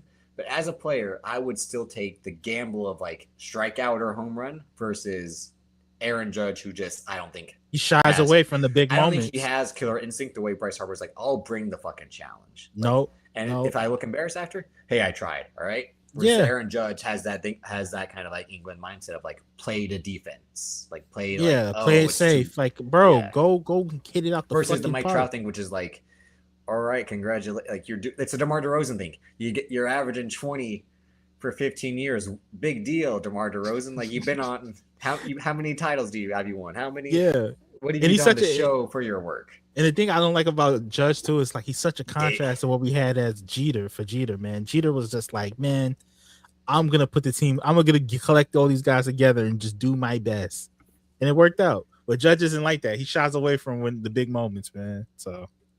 but so you're saying, yeah, the Yankees at 2, Liberty at 3, Jets at 4, all the way at the bottom, all the way at the bottom. So you got Manchester United at 4. Yeah, exactly. Then the Jets are all the way So in the mud. hopefully a full year of Michael Carrick at the helm. Yeah. Michael with channeling his best Sir Alex, changing the Gaffa, challenging the Bucks, Like the thing is, these signings we made this summer, I'm just like, oh, these are the most safest, boringest signings. I was about to say so, and people have alluded to like what's that hold for Manu's future because there's a lot of midfield depth to put around him, and at the same time, it's like, are they just trying to make it a more team-oriented team? The way that again, like Sir Alex, we don't need big flashy stars, we need teamwork, we need cohesiveness, we need someone again like they're going the anti-England route, which is go get the biggest stars and put them on the team. That's hurt us before. That hasn't worked for us. So if we get a bunch of solid guys and we kill you by death of 1,000 cuts, that's just how we're gonna move. Which is the Michael Carrick style as a player. Like we knew Michael Carrick wasn't gonna score 10 goals, but like that's why I liked him. He did that nitty-gritty type of stuff. He was very role playerish and had that Jay Crowder vibe, which is why I like Jay Crowder. Like this guy's gonna do the stuff that you don't see on the box score type of stuff. But I think the only thing that hurts us is we need Sesko to you need to be a killer or we need to go get a killer up top. Yeah. Other than that, I think we're gonna be fine there. So you got United. You want then Jets after that, or do you root for any other sports that or any other soccer leagues that? When it comes to I like watching the Bundesliga, so like Bayern moving Munich, to USA, moving to USA. Yeah, finally, thank God that ESPN deal. Some people don't like it, but I was like, I could take it. USA is not bad. I don't like it because what I loved about the World Cup coverage is that I watched all the games on Peacock with the Telemundo coverage. Yeah, me too. Because I don't have YouTube TV anymore because they just got too outrageously priced. Yeah.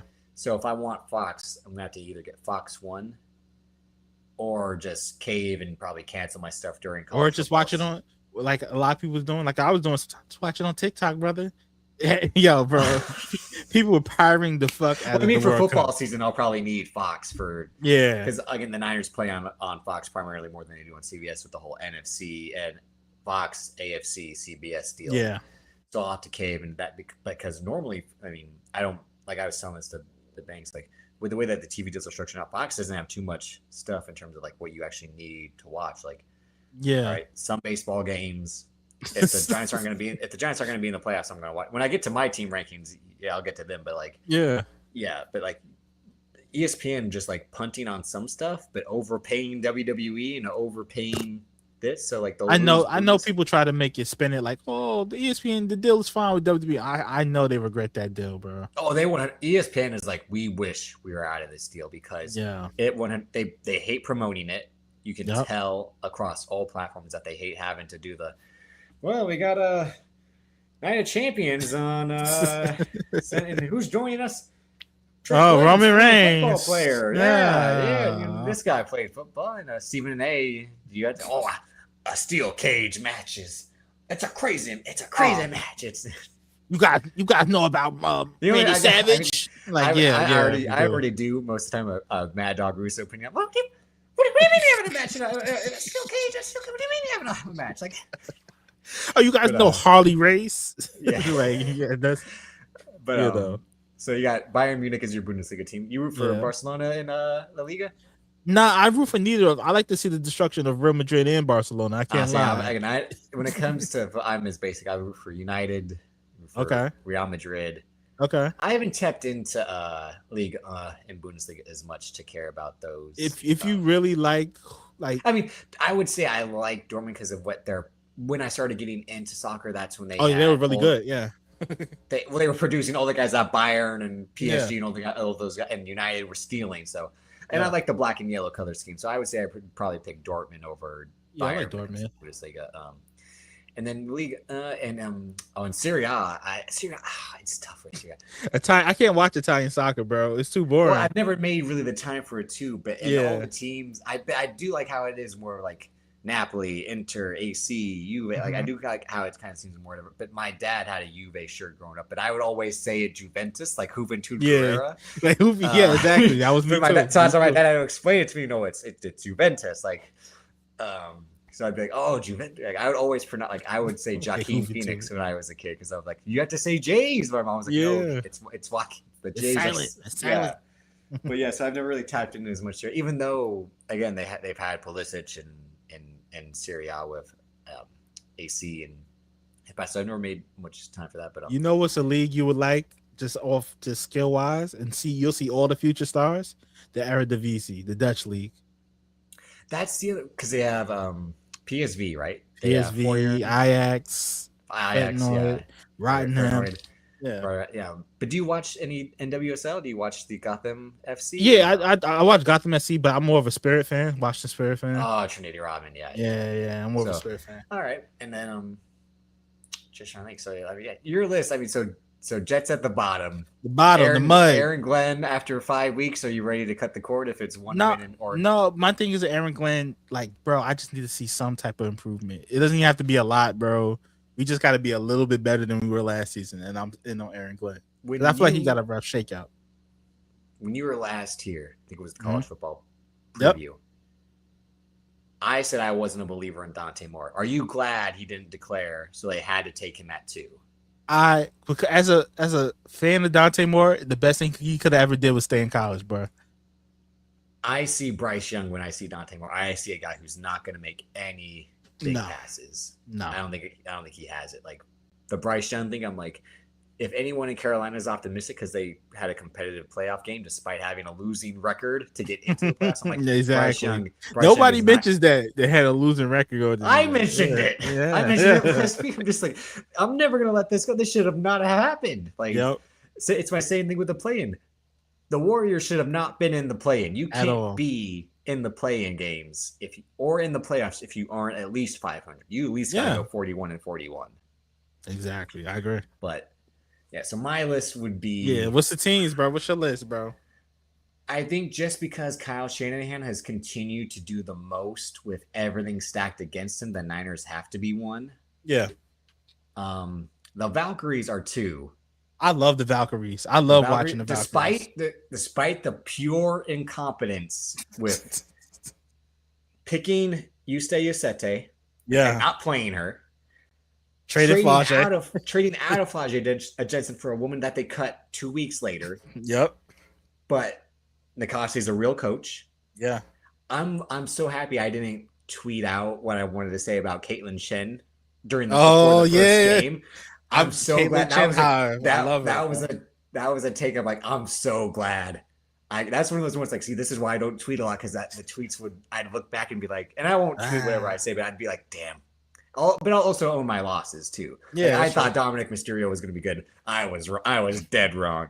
I mean, I was like, as a worker, like I thought he was going to be like, hanging in there. He shows so much potential, bro. I can't lie. In brief spots, I'm like, this kid's a natural, and then we see like he has no progression as a worker whatsoever. So the Valkyries at 2. Veronica Burton, my favorite. That's my favorite player. Yeah, I love her. Bro. But the Gabby Williams thing. But however, and that's when they were like trying to. I'm like, you re-signed Tiffany Hayes for that much, and like, that was ridiculous. So it's like they've done some stuff at the same time. They've built a solid team. My only thing is, I tweeted this though. I think they can beat the Liberty every time they face them, and you've seen that. They're a matchup nightmare. But they can't beat Las Vegas ever. They can't beat Minnesota ever. So that's my only thing is like they have to look out where if Minnesota and Las Vegas face each other in that side of the bracket, that's the only way they can get to the finals. I think they can beat every other team in the league except those 2. So I'd have the Valkyries at 3. I mean, at 2. Sorry. At 3, I have a lot of my teams are bad. Giants. I watched they're going to be at the bottom. They're your Jets. They're your Jets. Yes. So, I watched the Premier League lacrosse. They got a California team there. So I've always wanted to get into lacrosse. I've spent the last 2 years getting into it. So they would be 3, even though they've had a bad season compared to the way that they finished the season before that. The way that I'm rooting for United, it's like I said earlier, it's still at that like don't hurt me, but I want to love you at the same time. So I'm keeping with Leeds. I wanted to root for Leeds because the Niners own them as well, but they were in the championship stage the first season I started rooting for them. So I saw them lose the play in the previous year where they would have been what's the opposite of relegation? Promoted. Yeah, they would have been promoted. So I watched that game. So I'm like, oh, the next season I'll watch because they're fully being in the championship. That way I can keep an eye on them, keep an eye on United. But it was still during.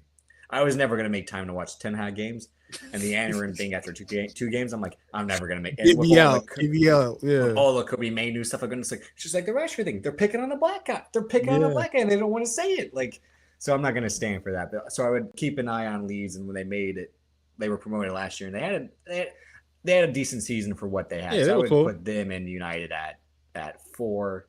Okay. At 5, I would put Bay FC, which is the women's soccer team. Okay.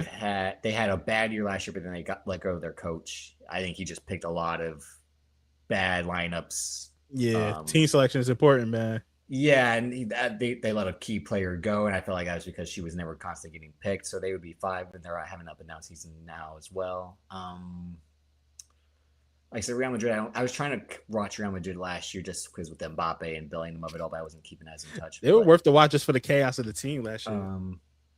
We didn't even group in college football, but when you and I will talk about college football, we'll do that later on. But because Notre Dame is my team, and obviously as we talked about before, they bitched out because they didn't get their way with the play-in. So they started crying. They would technically probably be 4, but the way that they handle that, I can't respect it. But the Giants are at the bottom because the whole the Buster Posey. It's just like you can't put someone in the front office and think because they were a great player, it's going to work. Yeah. And the tell is oldest time, bro. I hate every time it's like, let's just bring back the guys from the successful era. That doesn't work either. Never works. Hiring Tommy Vitalo from Tennessee, I wasn't mad at. It's the first time a team's ever hired a coach from college. I'm like, all right, be the first team to take that risk. But then the up and down lineups, they go from shutting teams out to being shut out. It's just like that's some of their moves is just confusing to me. They're like, we're gonna pay Adamas. We might trade Adamas. We're gonna trade for Devers, and now Kyle Harrison is killing it in Milwaukee. Where it's like they don't even want Devers. Yeah, now they're trying to get rid of Devers.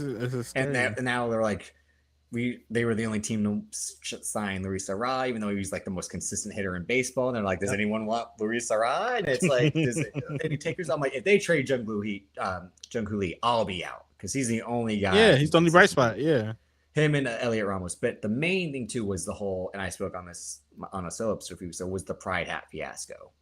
Oh my God, I forgot about that. Yeah, I'm like, nope, I'm out on you after that because when those guys are clearly making a statement about the Pride Hats, if you were going to write religious stuff on your hat every day, no issue, all right. Yeah, but this specific night, you chose to write a problem. Scripture. Yeah, now and you will be like, hey, we're just trying to.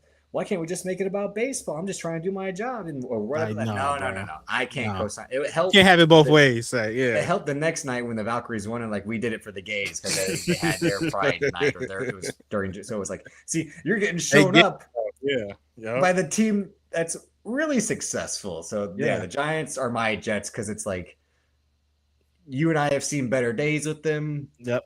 The highs are high with them, but also baseball is a longer season compared to after 6 weeks, there's a good chance the Jets might not even matter in my world anymore.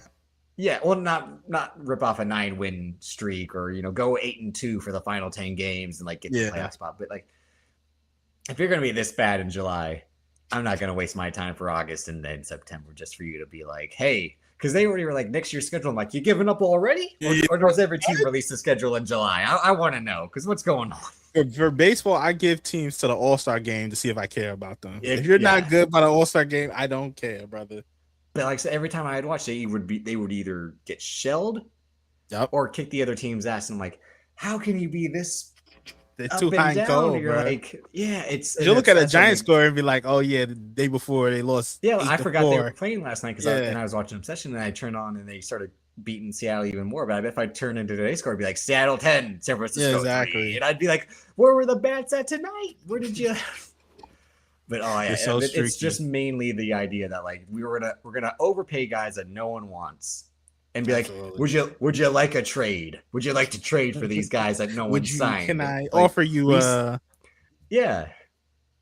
That that's mindset crazy. to me, oh, because like then just don't sign anyone. Just keep the money. Yeah. Just keep it. I'd rather you be cheap than overpay. Yeah. And then be selling by the time the trade deadline comes around. Yeah, but the Niners being at number one is like it's like the begrudging number one of like because at the same time I know like you're gonna break my heart. You're gonna break my heart, and like you clearly don't see McCaffrey isn't the same McCaffrey, but Shanahan's like, let's run him again, and I'm like, he can't. He can't. Keep running him into the ground every season. Just make him a slot receiver already. That's what he's a glorified slot receiver. And then make him the third down back or something. George Kittle off the Achilles, and then the Brandon Ayuk thing is still like, what's going on with Ayuk? Oh my god! If you want to talk about that, it's just how can someone be like, I'm gonna go play for another team, and the other team's like, we don't want you, bro. Who told this guy that? Deebo Samuel's not even on the team technically, and it's like, and do you think Jaden Daniels, who's coming off the sophomore slump, wants to throw to this guy? And you're shitting on him too? Like, yeah, it's oh my god. And I mean, that was one of those times like maybe that much money does fuck with you mentally, because how can you go from like this guy's going to be a top 10 wide receiver for the next 2 or 3 years to like you haven't played a single game in the last 2 years? Bro, it's like as soon as he signed that deal, it just a switch went off. It's crazy. And what didn't help was that that podcast that Deebo Samuel had, that only episode I watched was of him and Ayuk. And you could tell they were two guys who kind of like felt a way about not getting as much as they felt they deserved. But at the same time, it's like, but you're not Jamar Chase. You're not, bro. And you work better as a tandem. So both of you guys can get paid. And you know, like, you're like Deebo Samuel, you're not going to get those jump balls. Nope. You're not going to jump up in the air across the middle. Like you, again, and Ayuk, like, you're not running these jet sweeps. Like exactly. Like you need, like, you got to streak down the field. Like, I trust you when you're going deep. Like, you're not going to do the extra playmaker stuff. Like, it was that thing of like the team that, which is like I said, like I'm always going to trust Kyle Shanahan. It's that mindset of like I'm until they say like enough is enough, or he goes like on a James Franklin Penn State thing. We're like, all right, 3 losses in a row now. No. This can, and you have no injuries. You have nothing to blame. Even though Brock Purdy, like I said, I didn't want to pay him. So anyone who wants Brock Purdy, they can take him. He's yours. I'll be good with Mac Jones for a year, then we can draft a guy. Yeah. So, which I think is gonna happen, man. Oh, I hope it does, because I mean, hey, if Arch Manning has another 9-3 year and slips, I ain't gonna be mad at Kyle Shanahan being like, let me mold Arch Manning. Let me see what I can do with this kid's rocket arm and athletic ability. Exactly. Despite the fact that he's not accurate, but hey, like you can teach accuracy over time. At least he's athletic, you know. Yeah. Exactly. But no, that's the other thing. How much are you looking forward to the college football season? Oh, this is gonna be a historically good college football season. I mean, I think you and I are both in on the LSU bandwagon just for the drama. Brother, of like, I'm an Ole Miss fan, so when I know we talked about that, because I told you I was like because of the way that it was like Lane Kiffin became the story with his like turn, his personal turnout. But once I saw Chambliss play, I'm like, this is my type of quarterback. Yep. So I was rooting for them that whole run, but I want to see Lane Kiffin at LSU. And he has to come to Mississippi. Yeah, they're gonna need no bullshit. All just side, they're gonna need the military to bring him in, bro. Yeah, it's gonna be that. He's gonna get the Goldberg entrance. He's gonna get the. It's gonna be rough, bro, and I will be there watching. But there's that. There's Kyle Whittingham at Michigan. Now that Sharon Moore is gone, so like, yeah. And you got is Bryce Underwood going to show he's worth that much money with a real offensive coach at the helm? Underwood is transferring again. The Arch Manning like make or break year with him and Sark. I think more so it's Sarkisian's issue than Arch's issue. Well, I think it's time for Sarkisian to go, in my opinion. But time will reveal on Sarkisian. And then there's also, again, Notre Dame of it all. The Notre Dame, like right now, you have to at least go 11-1. Now we know for sure you have to go 11-1. And then Bama, like, what is Bama going to do? Because they haven't been Bama for a while. I think it's over for Bama. I think their time is done. Yeah. I think Kevin. Man, if he doesn't get them to at least the semis, it's over. I think it's over for Bama and Oklahoma Yeah. And Georgia, I'm not so sure No, yet. I think Georgia's eternal, bro. I think Georgia is gonna be good But forever, bro. Miami getting Mensa, Yeah. and again LSU getting Chambliss back. Yep. I mean, Ole Miss getting Chambliss back, so that they're another team that could be up there. So it's the thing where the teams that repeated last year, how many? I mean, the teams that made last year, how many will repeat in those playoff spots? Yep. Probably a decent amount. But at the same time, Texas Tech, the whole Sorsby of it all. Yeah. Like, so now they're in the same position. All they the were Florida last teams year. you got to watch out for because you never know. I also like the Gators, but they will not have a good year. You cannot put all that pressure on them to be good right away. And I don't think DJ Lagway will be good at Baylor as well. I don't. Oh yeah, no. I think Lagway's kind of trash. I ain't gonna lie. No. Yeah, and this will probably be the final prime season in Colorado. They go. Yeah. They go 4-8 or 5-7. He's going home. Done after that. Yeah. Which hurts. Like, so is Julian Lewis gonna ever show that he was worth the hype or no? Never, bro. I don't think so. Not because of him. But it's that thing of like the first time I saw the Mikey Williams highlights, I'm like, this guy seems too short to be elite at the next. Yeah, to be good at the next level, and then all the gun stuff happened, and that ended up sabotaging his career more than actually being able to play in the league. So I'm like, would we have ever known? And Mikey Williams is that good? I feel like the Julian Lewis thing is that same thing. Like, this guy seems too small to try to be that good. Even I just don't think it's going to transition at a real level. You know? Yeah. The Bryce Young thing, like I said, as you see, like it was clearly Nick Saban in a college safe system of like you got weapons. Yeah. You got a coach who's going to take care of you.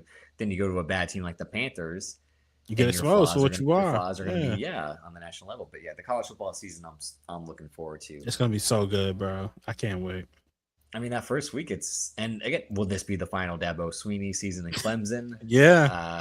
I thought Dabo was going after last season. That shit just was a train wreck. Will Bill Belichick make it through the whole season? Well, it's got all the storylines to be like, hot damn, college Saturdays. Oh yeah, man. That first Saturday, oh man, don't nobody try to reach me, man. Yeah, it's gonna be a lot to look forward to in the fall. Absolutely. But thank you for stopping by. Promote what you of course, bro. Black Variant on everything. Follow me, Van from New York, from NY on Twitter. Appreciate you guys, man. Can't wait to be back on here, man. Yeah, again, anytime. I was gonna try to get you on something a while back. I was in the hospital. We didn't do the college football recap of everything that played out. Remember, I had said like Miami.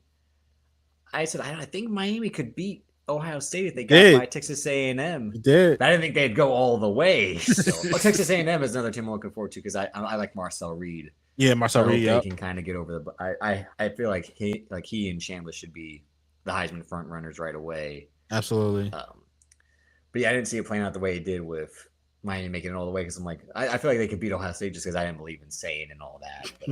But, but was not a believer in saying. At that point, it just was what it was. So, but no, and we got to get you on. Like I said, X at the same time. So hopefully we can get together for us for that Comic-Con weekend. Because I also feel like something will be up the sleeve for James Gunn. I feel he might do that kind of like behind the scenes. Here's tomorrow. I feel like he'll want to try to steal the thunder with all the. Yeah, he'll drop a screenshot of all the actors together or some shit. Yeah. Yeah. And because that's the other thing. They have nothing else like. And a new look at Clayface. Like, oh my God. Like, what else do you have to show us from Clayface or like Creature How many times? Season 2?